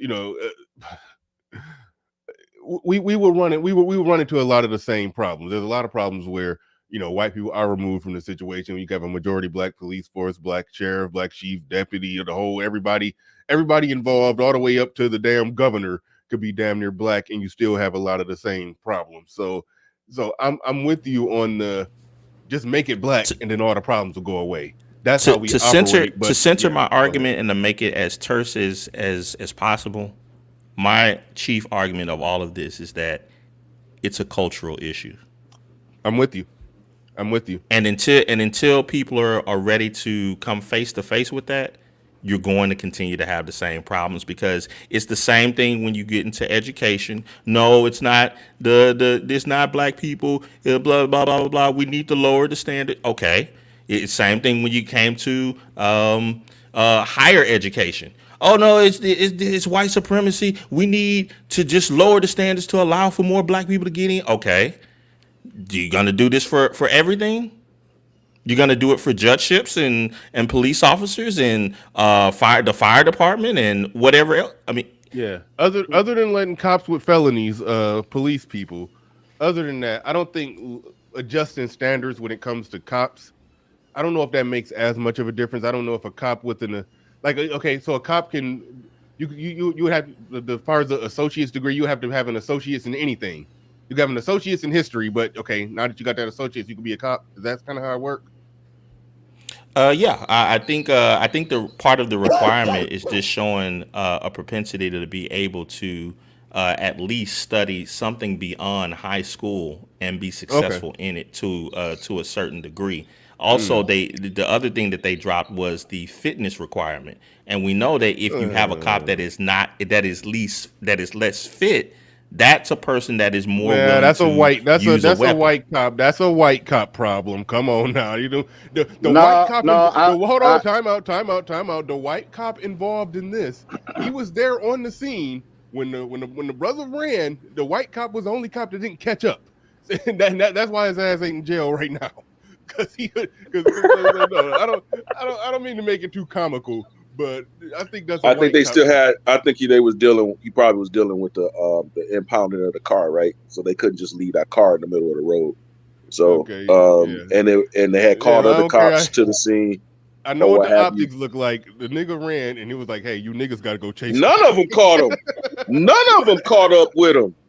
None of the original. You know what I'm saying? Like none of them. They got back in the cars, and then they found him and got out of the car. Nobody caught up to him on foot. They caught up to him in the car. Yeah, the radio caught up to him. Yeah, nobody. Yeah, all of them didn't. You know what I'm saying? And that's we used to have a saying called "You can't outrun the radio." That's true. So I mean, so to address what the brother just said about it being a cultural problem, and I know you guys are conservatives, and you all don't ever want to blame white people for nothing. I wouldn't qualify myself as a conservative. I'm just playing, man. I'm just playing, but nonetheless, I mean, that's a conservative white talking point. At the end of the day, I say that the culture. Here's one thing about the culture, and this is where I say the hypocrisy. Where I came in with the whole thing. That the culture is that, listen, you can do damage. Since we've been here as a people, it's always been okay to freaking beat, maim, harm black people. It ain't never. That's always been a go. They were black slave catchers. They were black, overseers on the plantation. That's why that's the only. That's why we do the most damage. What does that have to do with 2023? Well, it definitely has something to do with it. I'm talking about a culture. You let me finish my point for me. If you ask me a question, let me finish the point. Let him finish his point. Then I'm gonna read super chats, and then we're gonna go. Hold on, let me finish this point. Then we'll read super chats. Then we're gonna go to Pablo, and we just got Edward Anderson in the back, so we got to kind of. Oh damn! Well, we had X. I almost forgot. X was in the back. Ed in the back, so we got to kind of keep it moving. So go ahead and finish your point, then we're gonna. Real quick, the point is that historically in this country, you can always do damage to black bodies. It doesn't matter where it's coming from. That's why we do the most. You don't notice most of the time we don't do crimes against white people. You know what I mean? We doing crimes because we doing to the people that are around us. You know what I'm saying? Whether it be cop, whether it be civilian, whether it be, it doesn't matter. It's okay. You know what I mean? And to me, this is just par for the God course. damn, nigga, that mustache is all the way live. Shit, that you bought your Mario. mustache from a party store. That's Mario right there, man. But hey, but yeah, man. So that's my thing. It's the culture of cops, period, of policing black people. Whether it don't matter if they white or black. You know what I mean? It doesn't matter. He resisted in the slightest bit. You're gonna get beat up on. And that's and the act as if that's not what the standard SOP is to me is false. The reason why they black ass ain't saving that being a cop ain't saving their ass. That's another thing they realize. You know, they realize all right. They don't get the cop white privilege. All right. So I know a lot of people want to respond to that. Okay. You know, he took us back to slavery and go tell it on the mountain and all of that. But we gonna keep it moving. Go ahead. I know y'all hate that, man. I know y'all hate it. You good. Trust me, you good. But go ahead, Pablo. You got. Wait, hold on, real quick. Rod God responding to what SKC said about they didn't beat him to death because he died 3 days later. And Rod God said, so if I shoot someone and they die 3 days later, did I fatally shoot them? That's a good point. We kind of already teased that out a bit. Legally, you did. Legally, in the eyes of the law, yes, you did. Yeah, we don't need to. Get charged with murder on that. Yeah, no. Good. Yeah, good point, Rod. And we kind of already talked about it, so we're not going to belabor that because I do want to move it along. But thank you for that super chat. Appreciate that. But Hoop Jargon in the building says my only question is if someone is shot, sane apply? Is he not deleted just the same? I think he's also. I don't even understand exactly what he's saying, but I think he's basically making a similar point to what Rod was saying. So yeah, even though he probably got a typo or two in there. And Perfect Blackness back in the building says, okay, let's say he was horribly beaten by the cops, resulting in him fighting for his life in the hospital, but he succumbed. SK, so you triggered everybody with that shit. But he says he's fighting for his life in the hospital, but he succumbed to said beating 3 days later. Does that suffice? I say so. But yes, it does. If you're just talking about just the language, beating somebody to death implies that you beat them until they were dead. And so I understand what you're saying, but the end result is the end result. It's the same thing. So that's where most people gonna fall down on that one. Thank y'all for those super chats. I do appreciate that. Go ahead, Pablo. You got the floor. You got the mic. Okay, so I understand where SKC is coming from, but I'm gonna attack this not from some greater sociological, cultural aspect. I'm gonna go at this from the technical aspects of the use of force and the actual actions that were done by the officers. What's going to be very problematic for them is that point in the video where they have him under control. One officer's on one arm, one officer's on another. The other officer is controlling his legs. And the one officer who was extremely pissed off walks away, comes back, and kicks him in the face. Yeah. Then when they do finally get him up, I believe they still have him. They have him handcuffed at this point, and he socks him. He punches him square in the face.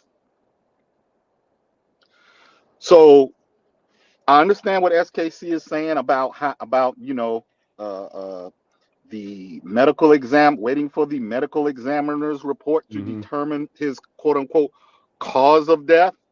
Oh no, I ain't gotta wait for that. and then the quote unquote manner of death, right? So the manner of death is going to be what the doctors actually observed, hemorrhaging on the brain or swelling or, organ failure, whatever, right? But then the cause of death is going to be when the medical examiner looks at the video, compares his injuries and all of that, he's going to determine the cause of death. And I can almost guarantee you it's going to be homicide. Just like George Floyd. All of that, we was on drugs and this and that. If it ain't enough to damn kill a horse, it's not going that dog ain't going to hunt. So I'm as conservative as they come, but I worked in law enforcement. I know what the use of force continuum is and what it means. And because they violated so many departmental policies and rules of engagement on use of force, they are probably going to do some prison time they can be roommates with Derek Chauvin. That's what's going to happen. Just before I pass it, let me just clear something up. What I said about George Floyd, I wasn't saying that they shouldn't be charged with murder. I'm just saying what they did alone to a healthy, not going off fentanyl person. I don't think that would have killed. I don't think that would have killed somebody. However, what they did was enough to where, they contributed greatly to that man's death and should be locked up. And it's kind of an emotional argument because it just personally pisses me off that you just see somebody, he's sitting there on the back of his neck, just chilling, looking at the camera, nonchalant, like, and after the man not motionless for 3 minutes, that just pissed me off. So from that, but I don't think a knee to the back of the neck can kill you, but just the fact that you just sitting there leaning on a dead man for 3 minutes, like, nah, lock your ass, lock his ass up. That's just where I was at on that one. But I do understand the technicality that I don't think that's deadly. I don't think that's deadly, just being on somebody on the back of somebody's neck like that. That's not deadly. I just don't. But still lock his ass up. It's an emotional argument. But who else we had in here? My bad. I'm been lost sight of my screen. Well, I gotta go. I ain't gonna be here for a minute. So okay, I'll skip. I'm sure X don't mind. Go ahead, Ed. You got it. I appreciate that, X, and I won't be long-winded. I will say this, and I wasn't even gonna go here, but I am gonna go here. The way that I look at these kind of conversations is, if this was somebody in my immediate family, extended family, how would I feel? And looking at my, I got my middle brother who is incredibly responsible, but my brother has done some shit. My brother has slapped the white bitch across her fucking face. He's done that twice, and he stopped dating white women because he realized he was going to start dating black women. And he's been in a long-term relationship with black women. So he can victimize them easier. Yeah, because they deserved it. One of them decided to throw beer in his face and be stupid, and these were girlfriends, by the way. Do he slap up the black woman that he's dating now? Well, they haven't thrown water in his face or anything. All right, like one in the win column. It's gonna happen. No, Pablo. That's one in the win column for black women. Don't take away their victory. No, I've seen her for 5 Thanksgivings. So my point is, but don't even get hung up on that. That's a whole other thing. I got it. It's the white woman spot. I got it. Hold on. My point is that my younger brothers have done things that if white police officers in the South wanted to play that game, they could. That's my point. So let's stick with the point. And that stuff did not happen. I remember my first contact with the police. My head was on the hood. This was a salt and pepper team because it was the black cop, because my brother left one of them fake BB gun looking guns in my car. And I'm sitting here driving around, and they want to stop me. So no, I'm just saying my point. And it was the white cop that actually told them to check the gun, and it was a BB gun. And then another white DA that threw the shit out, talking about because the cop wanted to act like I was impersonating a weapon, even though the shit was in the trunk. And I let them search the car. I told them, you can search it. I ain't got nothing to hide. So anyway, my point in saying all of that is I've been in situations where stuff could get out of control if they really want it. There's a difference between police officers that have to use force and police officers that are looking for an excuse. That's the main point I want to get you on that. Also, when you look at a lot of y'all need to start understanding y'all are really giving black conservatives a really bad name. Because there's traditional black conservatives, there's really hardcore black conservatives, there's coons, and then there's dudes that y'all just like to piss people off because y'all get off on doing that. So y'all say goofy shit like, playing fast. Like, let's be very clear here. And if people are serious about what the law is, like I said before, the law states that even if you die in a certain time after something happens, like for instance, let's just say the hospital, you're getting charged with murder. That's not even debatable. That's pretty universal. We'll just say if you're in the hospital and you die in the hospital, that's pretty universal as far as that. So even questioning that tells me, are motherfuckers really giving a fuck about what the law is? Like, what conservatives sit there and people try to stand on, or y'all just trying to troll? And people can have their opinions on white supremacy and all that, but just like how I tell brothers, don't antagonize black women. If you get off on antagonizing black women, that's some lame ass shit. If you get off on using death to antagonize, black people, just think of if that was your brother going through that. If it was a fight that you had with a white dude, your brother had with a white dude that he started, and his face had winded up like that. Remember, and the reason why I'm getting annoyed by this is I literally saw a TikTok, and it's true. I forget what the boy's name, but it was a 14-year-old that got executed, and they literally showed pictures of them executing him via the electric chair. And then South Carolina in 2014 wanted to sit there and say he was illegally executed. But this is the white supremacy don't exist crowd. And it really kills me how really a lot of y'all need y'all ass whooped by the goddamn cops in order for y'all to realize, oh shit, this could even happen to me. So whatever, y'all can have y'all views on that, but the fact that that's even a conversation in here is absolutely fucking insane. Now, I wasn't even going to talk about that shit. I know, but real quick, for what it's worth, SKC came in here and made they didn't beat him to death because he died 3 days later argument. I pushed back. I think everybody on the panel pushed back. In the chat room pushed back. 3 super chats came in to push back. SKC said it and everybody fought him on it. So if that's what, yeah, but yeah, we can talk about the pushback, but the reality is that's something that as soon as that started getting brought up should have been shut down. Like straight like that. If I could defend it real quick. If I could defend it really quick. There's nothing to defend. There is. Hold on, wait. Ed, just like 20 seconds. Ed, go ahead, SKC. Ed, you just stated that the law is the law. My whole argument is I agree with you. If the law is the law and we are going to elevate ourselves and go by the law, then we should use the language and the justifications within the law. Anywhere in this case that's going to come up, it is not going to say in any legal jargon that they beat him to death on the site where we saw in that video. So why can't we just elevate the conversation to that point? They wouldn't do that. They would just say they charged them for murder. The question would be, is it first or hold on? The question would be, is it first or second? And most likely they would say it's second. If they were white, they try to push manslaughter, but they would say it's second because they wouldn't think it's premeditated. That's what makes first and second different. So that part of that premeditation would throw out this slogan, they beat him to death. That's what I'm saying. No, that's not true. When you get into a fight and you beat somebody's ass and they die, that's not necessarily premeditation. You planned it. See, this is where there is a significant. At some point, we gotta say like when fucking Brandon Tatum is saying the shit is wrong. I mean, if people are to the right of Brandon Tatum, at some point, it's like almost. I have never stated that what they did was not wrong. But SKC, they're not charging them. What I'm saying is all the finagling you're doing is actually. I'm not finagling anything. I'm being exact with the language. Dude, but they're not charging them with first-degree murder. Do you know what murder? Hold on, wait. Time out. Definition for that what are they charged? Hold on. What are they charging them with then? They're charged with murder in the second degree in Tennessee. That does not. And I didn't even look it up.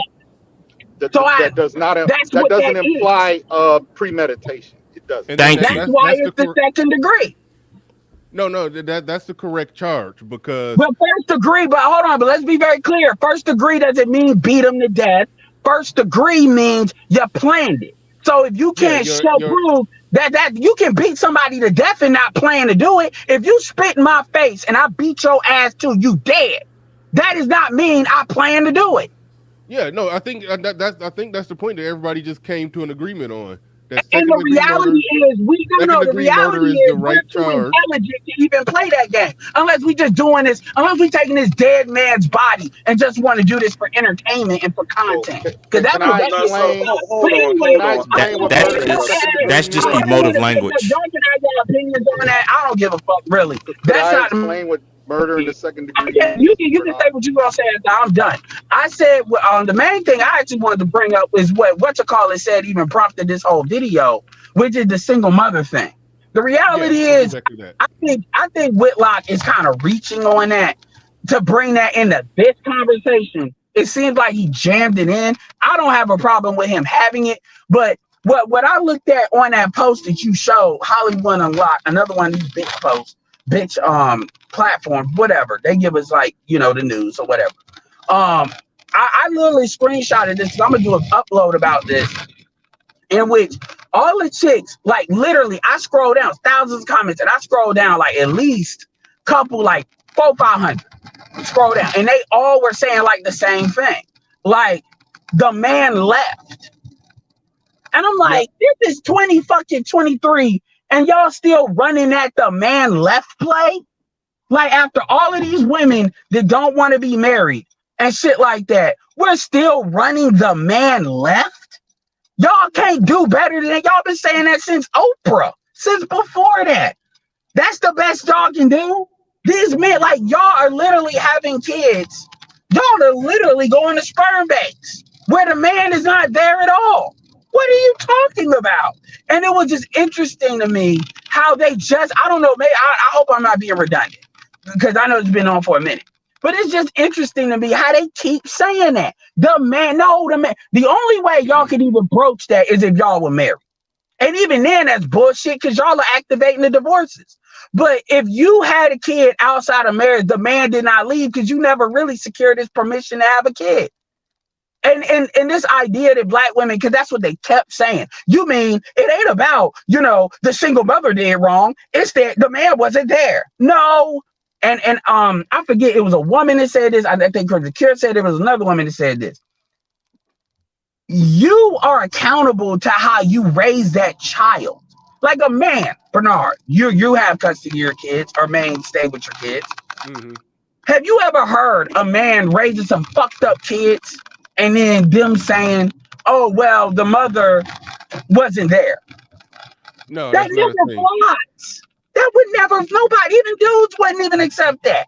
That would never fly. But women really believe you have custody of this kid. So if you have a daughter and she's a whore, that's not because, we can argue, man, statistics, she didn't get her confidence, but you had time with this kid. That doesn't absolve you. And the thing that really pisses me off as to why I wanted to bring that up is because when something happens to a child, molestation, stuff like R. Kelly shit, stuff, they like Nicki Minaj's brother shit, right?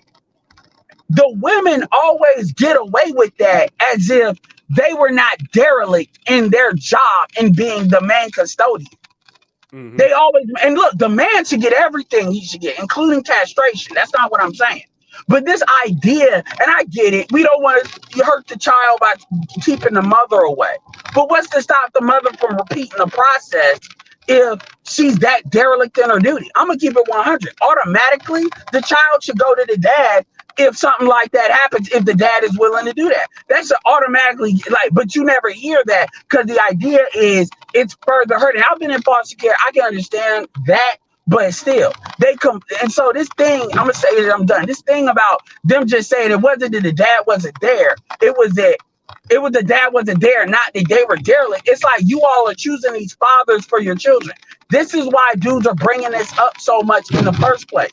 And Whitlock kind of wanted to broach the conversation because I think that's a safe way for him to kind of promote his kind of conservative and red pill points on his platform. He can't dive too deep in it. He has to make it overall and broad by pushing the single mother thing, because that's where he can kind of have the conversation without being too, let's just say, too nuclear. You know what I'm saying? So that's why I think he brought it up. But if he wanted to start something, and then the way he handled Sierra, I think was great. He didn't talk about her with Future or anything. He just reiterated the point and you Yeah, I can't can. really do anything with that. Yeah, So I'll anyway, read that right now. Actually, I'll read that right now. Actually, well, this the way this is titled, coming from one of these Instagram pages, it says Jason Whitlock comes for Sierra after she slammed him for alluding that single black moms are at fault that's a lie. for Tyre Nichols' death. Right there, that's the video. Well, hold on. Hold on. No. Let's get right to the. All right, here it is. Sierra says, as a black man to get on national TV and say something like this is irresponsible. A lot of amazing kids has come from single mothers. But damn the stats. Damn the stats. But we can. There's amazing kid there, an amazing kid there, an amazing kid there. Okay, cool. All right. He says, for you to also undermine single black women in the midst of this tragedy is so sad. This woman just lost her son. Do better. Jason Whitlock responded by saying, appreciate the feedback, Sierra, but at some point we are going to have to deal with the negative impact of baby mama culture. It's destructive and unsustainable. Come up out of the denial. Denial won't fix the problem. Thanks. So, right. She responded, you could disagree with her response, but she did respond professionally. She didn't go crazy or get all ratchet or nothing. And he responded professionally. And I do like their interaction. Yeah, What she she dog actually whistle. responded back. You said she She dog dog whistle. And yeah, true. yeah, that's what that is. I mean, I see you and shout out to Pink Book. Pink Book Lessons has been talking about this with Keke Palmer, how these women become baby mamas and then they start promoting that shit to little girls. Keke Palmer, Marilyn Negra, they all do that. Like they are literally on, and I'm gonna take Sierra out of this because she's not doing this. So I'm gonna be fair. They are literally promoting being Keke Palmer. Look, this is how this started. Keke Palmer, by the way, she hid her pregnancy for the longest time until she couldn't help it. She admit that she did it. Now she wants to make it a thing. But Keke Palmer literally said that one of the good things about having a baby is putting urine. Urine is a great skin cleanser. That's what she said in an actual interview. That's what she said. And I've heard this before, but this is not something black women are supposed to be promoting. Like, no, but whatever, that she did it. And then this is before you then hear a Marilyn Negra, who to be fair is Dominican, not ADOS. So let's put that in its. And then you got Young Miami, who I think we're gonna say she ADOS until proven otherwise, has talked about liking to get peed on. These are in interviews. These are in like official interviews, not like podcasts or crazy stuff like that, And then when you hear that, then you got stuff of chicks talking about, when you have a girl, these are in these comment sections. When you have a girl, you fine. But when you have a boy, it's ugly. As if like having a boy which is that low-key abortion black male kids. Not knowing, this was under a Keke Palmer post, not knowing that this was a tweet that like talked about Keke Palmer that went viral, not knowing that Keke Palmer is having a son. So that chick looked goofy as hell because they thought they was talking about how Keke Palmer was looking with her skin pregnant. So insinuating, oh, she must be having a girl because she's glowing and she looks great. Not knowing Keke Palmer had a son because she didn't announce it yet. She just announced it like yesterday. So these chicks are really doing weird shit, goofy shit, misandrous shit. So this is kind of the reason that's all valid is because this is all in the environment of Jason Whitlock posting what he posted. And I'll leave it at that for the rest of y'all to kind of comment on that. But me, I definitely am glad Jason Whitlock brought it up. I think he kind of jammed it in there, but fuck it. Yeah, no, I agree. It was some parts of it seemed like it was, trying to shoehorn it in, trying to squeeze it in, but that's what he do. He used situations like this to try to have the larger conversation. So ain't nothing wrong with that. You got to be better with the finesse, the transitional finesse. But other than that, I welcome it. Let's go. We got Brother Xavier on the panel. Thank you for your patience. You have the floor. You have the mic. Well, real quick before I go to Brother Xavier, bring who's somebody just sent a super chat. and I'm trying to pull that back up. Hold on. Excuse me. I'm getting off some sickness. Kevin C in the building sent a super sticker in some other currency. I don't know how much that is, but thank you for the super chat. Well, it's probably around. I ain't even about to do the math. I kind of know what it is, but thank you for the super chat. Appreciate that. Appreciate you supporting the stream. Appreciate everybody who support the stream. Go ahead, brother Xavier. You got the floor. You got the mic. Peace, brother Bernard and everybody else up here. I'm in agreement with brother Whitlock, of course. I think that these old mamas are a blight on many of the things. I think they are the nucleus of the culture of black society because they set the tone. Now, that being said, I do believe that personnel is policy. The people you hire are usually going to dictate the outcome of whatever occupation. I mean, if you're a person who's just innately bad, it doesn't matter what the protocols are in that particular job. You're not going to abide by them. I mean, just like you got bad cops, you got bad lawyers, you got bad doctors, you got bad plumbers, you got bad mechanics. I mean, nothing says that you automatically are a decent person or a well-rounded person or a humanitarian person just because you take the oath to defend the Constitution, which these brothers exhibited. I think when it comes to their legal defense, though, what's going to try to be said is that do not believe your lying eyes. That's usually the narrative, right? Don't believe what you saw. You got to think about what happened before that, what wasn't on camera. They're going to try to get you to believe something before the cameras came on that led to them beating that man senselessly. That's going to be the defense. I think the second degree murder charge is warranted because when it comes to second degree murder, it doesn't have to be premeditated, meaning that you did not intend to kill this person, but he eventually died. All right. So I think that charge is warranted. Because it's hard to know what's in a person's head, right? And I think crime often has to do with intent for the most part.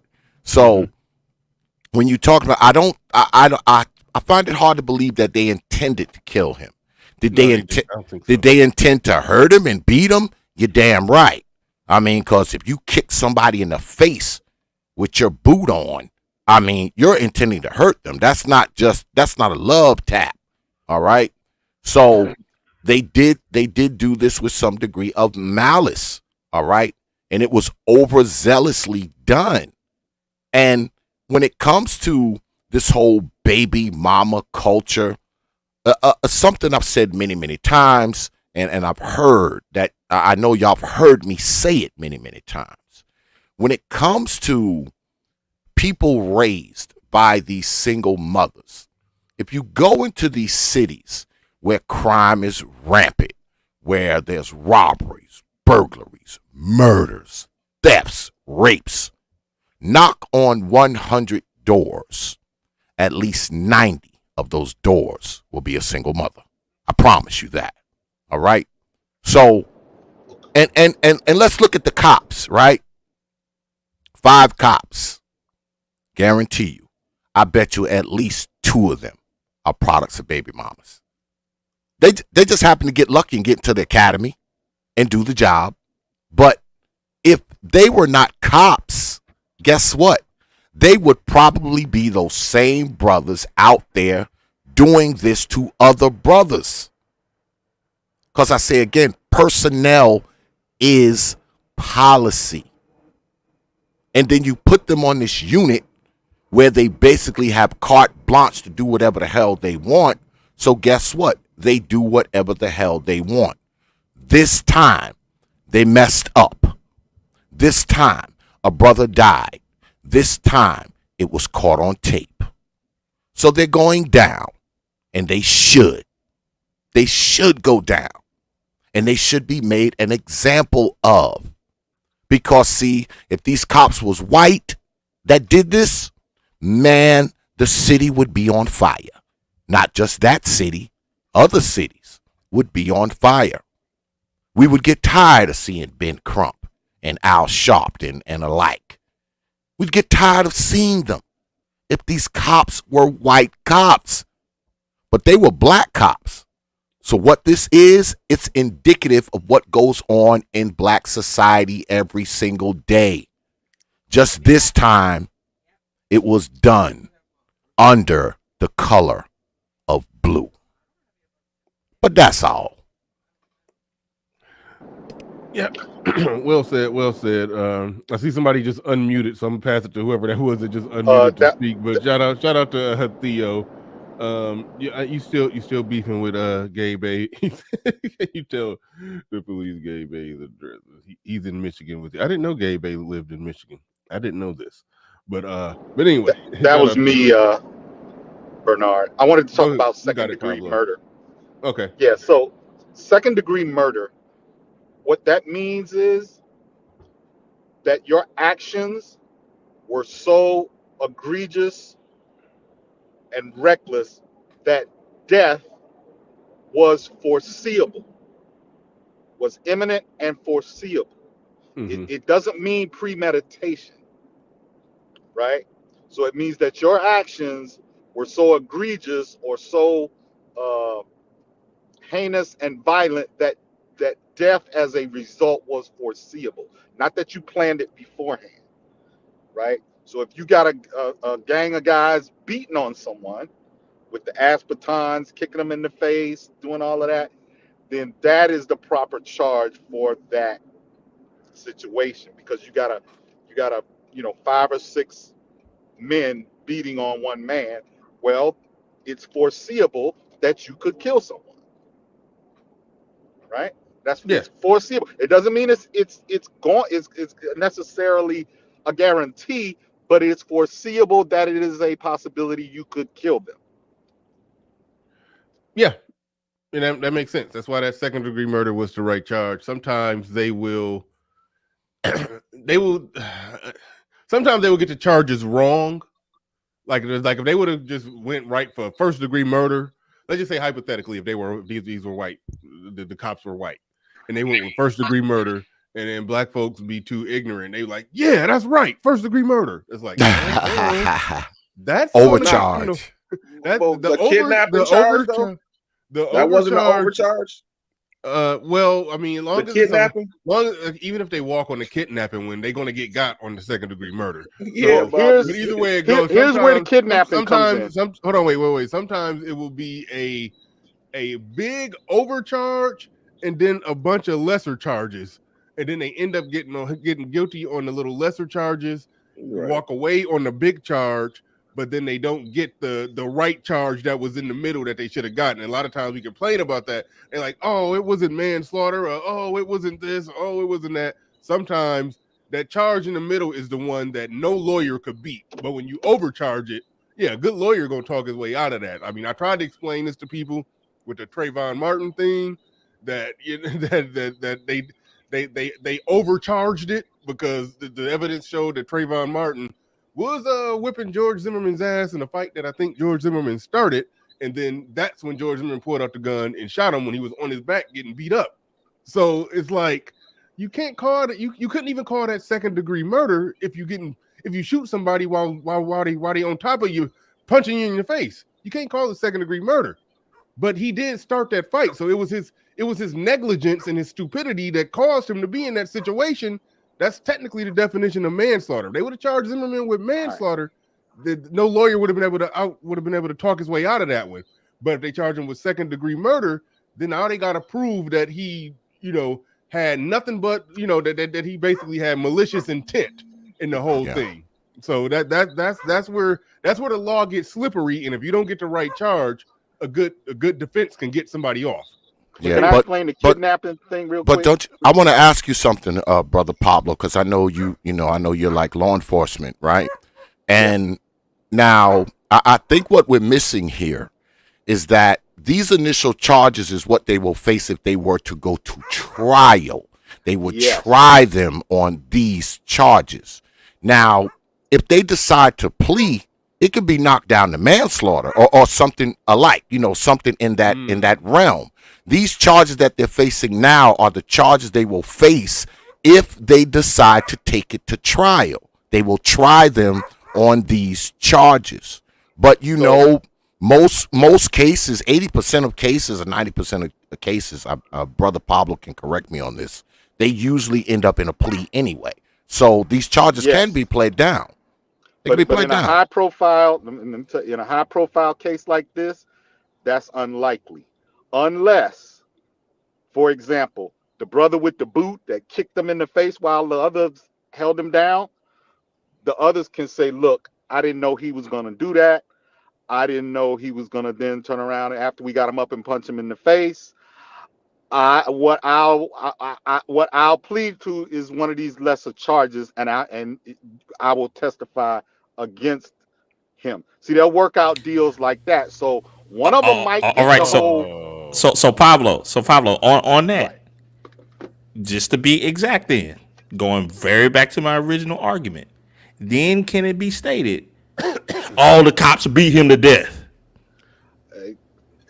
Right. That's that. Yeah. So and that's what I'm talking about. But black people just hate to have exact language.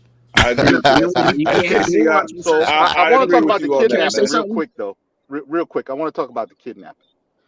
So, in order to stop someone in a traffic stop, you have to have probable cause to initiate the stop. A broken tail light. He swerved in his lane. He had a headlight that was out. He was speeding. Those kinds of things, right? And usually you can or need to document it. Guess what? They got dash cams. Mm-hmm. So one of the reasons they were fired, and the police chief said this, is that they had no reason to stop him. And I'm not trusting that. And I'm not trusting. I'm just saying that's what she said. You don't get five police cars surrounding that car for no damn reason.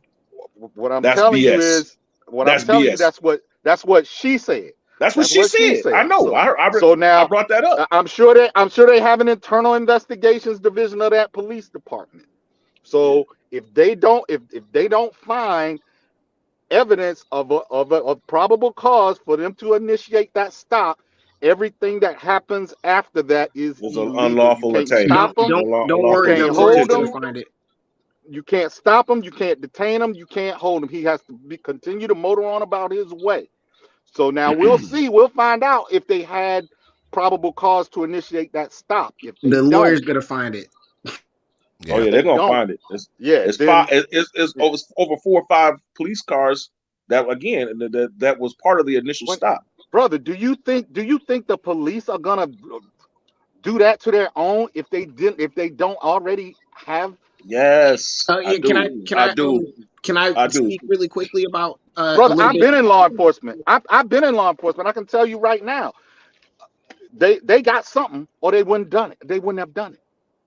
Yeah. Well, that would come out in like preliminary exam, probable cause, and trial, all that stuff. I'm gonna tell you right now that internal investigations. Hey man, if they went through all of those dash cam videos, because there are videos that they are not showing, that they have not released, that's still outstanding, because you got all them officers with body cams on. You got videos from surrounding. You can't go anywhere now without a video. Just think all the businesses and gas stations and crap like that they passed on the way, that they pulled all of that. Come on, man. So again, it's going to come out. It's going to come out, and watch this conversation is going to switch. But it's going to come out, man. Well, I was right about the George Floyd stuff. I'm going to be right about this. I'm confident. Go ahead. They going to prison. Brother at the top, Jared. All right, thank you. I've been trying to say this for a while. A long time ago, there's a little cottage industry, and I'll just take my example. I live in Oregon and near the Portland area, and there's a cottage industry of police chiefs that go from big city to big city, whether they get fired or hired, to fix what's going on, because obviously there's an outside, person, so they're not beholden to the local people. So I understand the rationale, but there was a light-skinned black woman. Her name was a chief outlaw. She rose through the ranks and became the chief in Portland and didn't really change or do anything good for the city. I'm not saying she's a bad officer or whatever, but then she moves on to Philadelphia and gets a high-paying job there to be their police chief. And so that the same story of that her is the same story of the Memphis woman, but with more baggage apparently, where she's had botched investigations and all this other drama. So there's it's pretty much this left, and I hate to say it this way, but like academic intelligentsia type thing where they're trying to push these black female police chiefs to say, look, the police force is more diverse, work with us more, and we're gonna fix it. So right now they're appeasing black. This is my opinion. They're appeasing black people with these black female faces. But at the end of the day, there's no results. Like Pennsylvania or Philly right now, it's a war zone. I'm not saying it's her Look fault. at New York. In New York. So what I'm saying is, it's just like there's a cottage industry of these people, high-ranking cops, trying to take care of themselves. And so what I'm thinking is she's doing everything to cover the department, her job, not look out for these officers. So I'm just more inclined to think they're gonna cover stuff up to make them the fall guys and not actually try to like put the actual what happened. They just want to protect the department, but I could be wrong. It's gonna come out, man. Yeah, my problem with that is how's she gonna get all these other investigators and officers to play along? It's gonna come out. We're just really early in this. It's gonna come out, man. There's no way I can say what are you? What I'm saying, the dash cam, other footage. If there was a high speed chase, it's going to come out. It's going to come out in Discovery. It's going to come out. Here's my thing, though. I'm not trusting what she said. No. I hear you, but even when it does come out, it will only absolve one thing. Because if somebody's driving 100 miles per hour through a residential neighborhood for 30 minutes with the cops chasing them, putting everybody's life in danger, I understand him getting violently yanked out the car when they finally catch him. It's that still is not going to justify what happened after they yanked him out and then he escaped and got away and they chased him down and then they beat him up, long after the fact, to the point where, like some of y'all was describing, he was getting held while stomped, or lifted up, held up, and then punched. It's like it was so much like no mitigating circumstances or what happened before can make that part make sense. Only thing that it could make sense is, damn, why was it 5 cars already there, 5 police cars already there, just yanking them out like that? That's the only thing that dash cam could possibly make sense. Other than that, they're gonna go down all the same. Unless y'all got me thinking on that lesser charge stuff though. They probably they might mess around and try to figure out a way to get some Amber Geiger type charge. What did she get, like 5 to 10 years or something? They may Amber Geiger their way out of this thing, but hey, I'll take the same. If I was those brothers, I'll take the same charge, because ain't no way the public has already spoken. They guilty. White supremacy made them do it. All right. It doesn't matter what the actual truth is. That's what the most of Black America is going to go with. And that's the point that I think at the beginning of a lot of these situations that people tend to, I would say, overshoot, is that they do not take into consideration what happens in the court when all of the dust settles and so forth. They speak emotively. They beat him to death. That's just a colloquialism. Right. So he was alive. Instead of doing all of that, why not just skip all of that emotive stuff and then get to what's going to actually happen by law and be done with it? Yeah. They don't have to question anything. I understand what you're saying from a, we do need to update our legal language. Us not understanding the legality of things is why, a lot of people didn't see it coming when Zimmerman got off. I actually saw it coming because I knew that second degree murder wasn't gonna. I knew that wasn't gonna stick because Zimmerman was basically harassing him and being a dick, but he didn't come out and attack him. Trayvon Martin, after being harassed and bothered, start beating Zimmerman's ass based off all the evidence. I got so that's why we gotta get smarter with understanding how the law works and understanding that okay, if we just describe it emotionally, then we're gonna set ourselves up for disappointment because we're just looking at it emotionally and not looking at it legally, and then we will understand that no, that's an overcharge, that's undercharge, that's this. So right. And I think as a whole, that's one of the issues that happens within the community is that all of this emotional charging into the front lines and stuff, and then ultimately getting disappointed and stuff. That is some of the issue of why people turn to being violent and going out and destroying stuff because dude, it was never going to be like that. You're looking at things from an overly emotional lens, and this is, I think, one of the major faults of you basically falling into the feel of the Crumps and the Jesse Jacksons and all of those type of people. That's exactly how they want you to react. Well, also too, like I was like something that happened to me because during that time, during George Zimmerman and like Mike Brown, during that time frame, I was trying to have like a debate about well, not a debate, but it was talking about the merits of the case and like the facts. And I was like, hey, it's looking like he attacked George Zimmerman. Like what's up with that? Like he probably shouldn't have done that. And I got actually physically assaulted. No, see, I don't say that he should not have done that. If somebody is bothering me, harassing me, following me, they liable to get their ass whooped. But just the chronology of the events is that when Zimmerman was getting that ass whooping that he deserved, not that put him in a situation where now he can legitimately, I'm in danger, my life is in danger. There's evidence that Trayvon Martin was on top of him, hitting his head on the concrete and punching him in the nose. Zimmerman was getting the ass whooping he deserved, but while getting that ass whooping he deserved, he shot somebody to protect his own life. Well, if your stupidity put you in that situation where you had to shoot somebody, that technically doesn't fall under second-degree murder. It falls under manslaughter. They would have charged him with manslaughter. Even the best lawyer couldn't get him off of that one. So I'm not excusing Zimmerman. But what I'm saying is the point where we couldn't even have a discussion.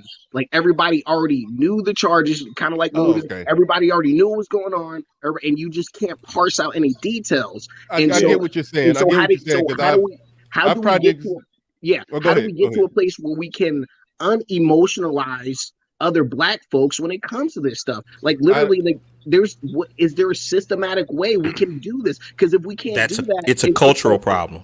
Yeah, I don't know how we do that because I've tried to explain to a group of Black folks that it was manslaughter and not second-degree murder, and they would hear no part of it. They wanted first-degree murder. So it's there's no subtracting emotions from Black folk. I mean, you can forget that. That ship has sailed, it sank to the bottom of the sea, and it's never returning.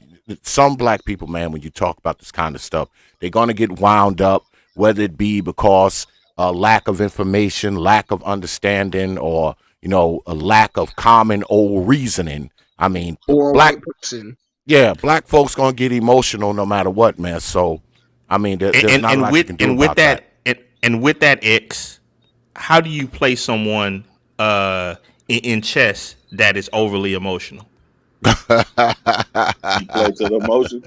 All you got to do is just talk crap to them, and you automatically win. Yeah, every single time. Yeah, absolutely. But I think when it comes to this case, I mean, I know that people think that they may not be offered a plea, but when it comes to this kind of stuff, there's always somebody in the collective who is the least culpable. There's someone who threw less blows. There's someone who threw less kicks. There's someone who hit him less. And I think that's where you're going to see the plea. The person that's the least culpable is probably going to end up with a plea. You know, the person who only hit him 2 times or 3 times instead of 20 times, that's going to be the person to try to see their way out of it. And see, once they get that first conviction, because once you've pled, that counts as a conviction, that's when they're going to domino everybody else who wants to take it to trial. Well, you know, but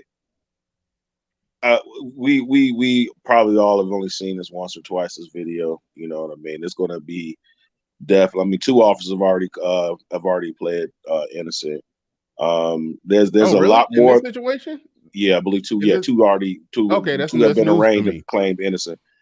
There's a lot more that's going to probably come out, as we all know. This, you know, that's how these things happen, and you know, there's definitely going to be a trial. From what I saw, you know, and again, I'm not a pro police person at all, but like SQ say, is it XQC? Because I can't see your initial. SKC. I'm sorry. Like I agree with you, SKC, and from the point of being exact, they did not beat him to death at that moment. He was in handcuffs. I saw him resisting, you know, the whole time from the first interaction to the second interaction. They were trying to get his other arm into the handcuff. It could be debated, you know, and we would have to look frame by frame by frame, right, of when he actually got into the handcuffs, because it appeared to me that once he got into the handcuffs, they sat him down. All 4 ceased at that point in time. Was it right how they went about it? Yes. That's the way I saw it. If he was not getting beat up when he was in handcuffs. He was not getting beat up when he was in handcuffs. When they got the handcuffs on. Neither was Rodney King, but you know, it would be Rodney King when he wasn't in handcuffs. So let me ask you a question. Let me ask you this question then, brother, the one that's speaking. Yes. So when he's laying on the ground, there's an officer on each arm and an officer on his torso and legs. He is that no doesn't longer mean he was moving. in handcuffs. Okay, well, no, he's not. But he is under control. And the that officer, could be, but going back to let me finish. Okay, I'm sorry, Theo. Go ahead. And the officer walks away. Yep. And kicks him. If he's not under control, why is he walking away? True. Yeah, to me that's a moot point to say that they wasn't hitting him while he was handcuffed. I mean, they will say the defense will say I understand that they used the fact. Then he comes back and kicks him in the face. That's an excessive use of force. But the defense and they done. Thank you. They done. Right. But that's that one person. Like you said, that's that one person. Wait a minute. Then they stand him up, and as I recall, at that point. After he was in handcuffs after they stood him up. No, and he punches him in the face, and then they put him down. Then they put him down on. Then they sat him down up against the car, and he falls. He was not in handcuffs. He was not in handcuffs when a dude punched him in the face. That small technicality don't. That's matter. going to be huge. But that's he not was going restrained. To be a small technicality. He was restrained. 2 cops had him, and he was hit. He was hitting him with windmills, man. He was coming from downtown with those blows when he was hitting that man. It's going to be tough to justify the kick in the face and then the punch and all that. Yes, you're right. But that's him, though. Tough. That's going to be him. They're going to argue that they used the force required to put him in the handcuffs. Once he was in handcuffs, all violence ceased at that point in time. That's going to be their defense. That's going to be their argument, but I don't that shouldn't. It's not going to fly. It's not going to fly. We'll see, man. Stranger shit has happened. I understand that's going to be their argument. Stranger shit happened. I agree it's going to be their argument. I agree it might be their argument. But if you like they say in football, the eye in the sky don't lie. Yeah, if you look at that aerial footage, man, from that sky cam, he was down on the ground, and a couple of those cops, they arrived on the scene afterward and immediately ran up and kicked this man in the face soon as they got there. while he was on the ground. They weren't even Here's part the of the other part. scene at first. They just Here's ran right up and immediately kicked this man in the face while he was he- being held down. Excuse here's me, the other guys. part. They Hey, wrote guys. things in their reports. This gets police officers fucked. They wrote things in their reports that were not in that video. Such They as wrote Okay. that they did. They wrote things like he grabbed my gun. Did you see him grab my gun and all that? They And they talked about wrote that. Yeah. right. They And they yeah. wrote In the these video, and even in the video, they said it. I right. But heard here's two of them. Two of them said he grabbed for his gun. Two but of them okay. said that Worse at the than moment in saying that it. video. Not Worse. they only Listen, said it at the scene. They wrote brother, it in a can I report. finish? Can I finish?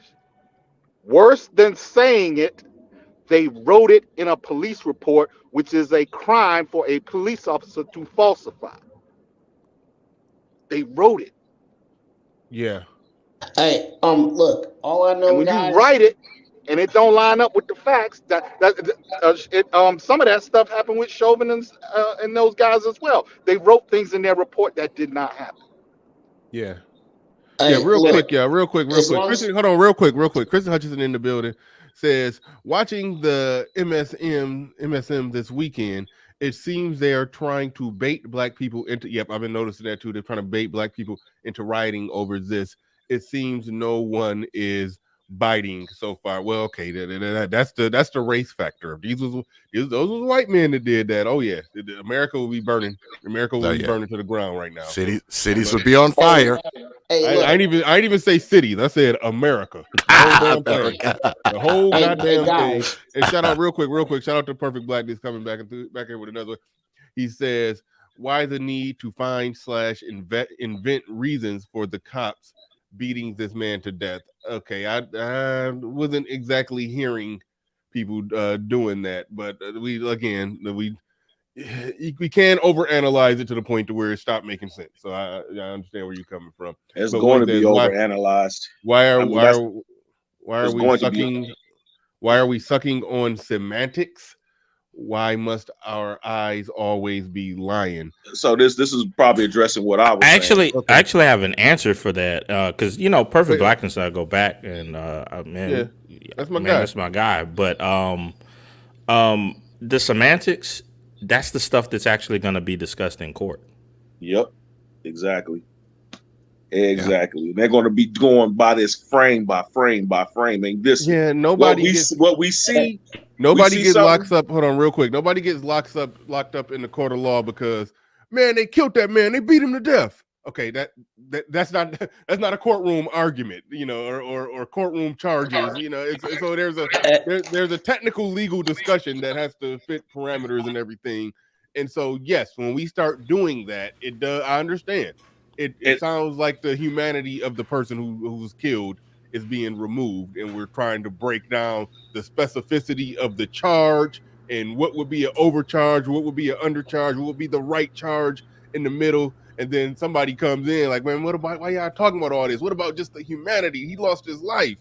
Just lock their ass up. Well, the law don't work that way. Yeah, it doesn't work that way. And all I'm saying is when you go into a courtroom, those type of things, that's the exact opposite style of lawyer that you want defending your side.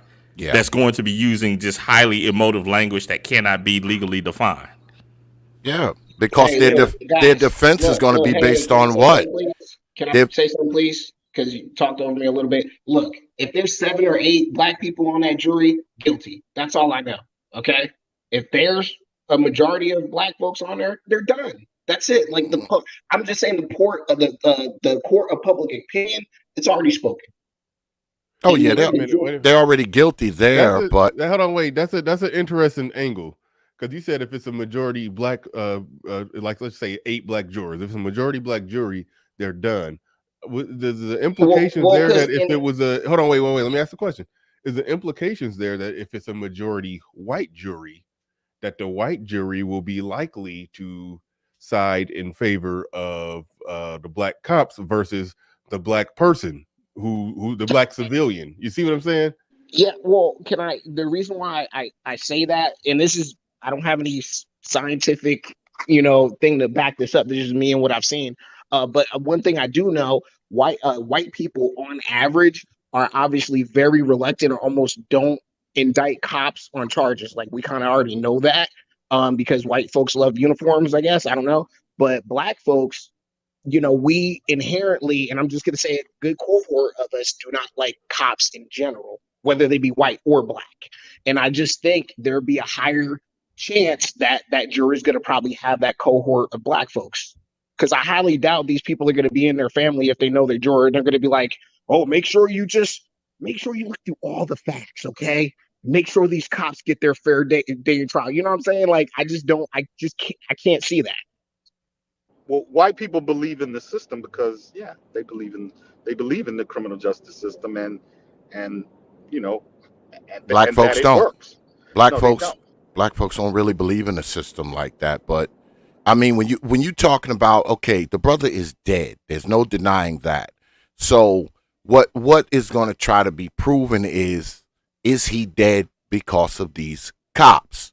I mean, that's going to be the end all be all. Yes, we that's know he's simple. dead. Yeah, That's an open shut case. Yeah, the prosecution is going to try to prove that he died because of these cops, and what their defense attorneys are going to be trying to prove. Yes, he is dead, but he's not dead because of these guys. I mean, that's the fight. All right, that's the meat and potatoes of the fight. All Well, right. when it's a No, when it's the a meat and shooting, potatoes when is it's going a to be shooting, is normally a question of, was this a justifiable shooting? yes. So Or it's this will be it's difficult. was it It's justifiable difficult use when of it's force? difficult when exactly. That's what's going to be argued, It's not different about when it's whether different when it's a beating, a beat down that took place, because a shooting, was he justified in thinking he had to reach for his gun because he feared for his life, versus a long drawn out 8-minute ass whooping. It's hard. Like it's no way to say in that moment I it reacted. wasn't it wasn't 8 minutes. It was like 2 or 3. Okay, But I can't that's even. that's I mean, going to be I the didn't clock argument. it. I know the whole video I watched was Was like 19 minutes 36 long. minutes. Well, They yeah, I had like watched one's like watched the- 36 minutes, one's like 60, but the actual thing only took about 2 or 3 minutes. What's going to be argued is I don't know about they're going to argue that they had the right to use this is defense. They're going to argue that they had the right to use the force to put him in the handcuffs, and yes, he died under as a result of the force that they used. But they're going to argue, that's what their argument is going to be, that they were in the rights to use the force. At least some of them were in the rights to use the force to get him undetained. He ran from the scene, so on and so forth. That is going to be the argument. Not that the beating didn't cause the death. That's not going to be their argument, because that's clear that the beating caused them to die. Subsequently caused them to die. The question is, were they in their legal rights to use that excessive force to get him in the handcuffs? That's going to be the case. Excessive force is illegal by definition, ain't it? You said, were they in their legal right to use excessive force? Well, they were in their legal right to use of force, and was it excessive or not? Well, that's but going to be going to be the all the nuances of when, like what Brother Theo talked about, how he was, when they were detained, the guy that kicked him, all of that frame by frame is going to be discussed. The whole thing is going to be, what I'm saying, if it's going to go to trial, they're going to dissect every freaking thing about that. That's going to be. I could say that some of them may, like the kick to the head dude, right? Or, so some of them may get lesser charges than others, because I couldn't tell who was who, but when they really zapruder the whole tape and they find out it was really just 2 of them that was, or it was 3 of them that was just really over the top aggressive, and it was only he kicked him in the face, not the other guy. Yeah, it was only another 2 that did a little roughing up early on, but it was really just 3 that was just really going ham. You may see some differences in charges when it comes to that, but overall, I don't see how they're gonna pull it off saying it was justifiable. Because when you talk about force, right? I mean, and Brother Pablo can correct me on this if I'm wrong. The force is supposed to be proportionate to said threat. I mean, I just don't think the force was proportionate to the threat that was there from what I saw. Now I'm believing my lying eyes. All right, I'm believing my lying eyes. I just don't think it was proportionate, and not only that. I mean, because Pablo said something before that, the stop itself wasn't even justified. So everything after that is just, I mean, carte blanche of, lead to their conviction. And I tell you this, and I'll say this now, nobody's walking from this. They're not walking. They're not. I mean, I don't care what no one says, or, you can get a lawyer up here if you want to. Nobody's walking from this. None of them are walking. None of them. None of them walking. But they might. Some of them might get lesser than others. I'll say that's the only possibility I see. But I don't see nobody. I don't see nobody walking. I don't see nobody walking. Ain't nobody walking. No walking. No. Everybody goes to the Hoots Gal. To the Hoots Gal with all of you. To the Hoots Gal. But all right, so I'm about to wrap this bad boy on up. I'm almost at the 3-hour mark. I only wanted to do 2 hours, but it got a little interesting. So we about to wrap this thing up. RM, don't go nowhere because you got to figure out what's going on in the back with you. But we about to wrap this thing up. So shout out to everybody in the building, everybody who came through, who like, share, subscribe, whether you super chatted Cash App or just hit the like button or watched in indifference or watch kind of pissed off because I know some people was triggered listening to this. But shout out to everybody in the building. Shout out to everybody in the building. Appreciate each and every one of you. And with that said, ladies and gentlemen, we are out of here. Peace.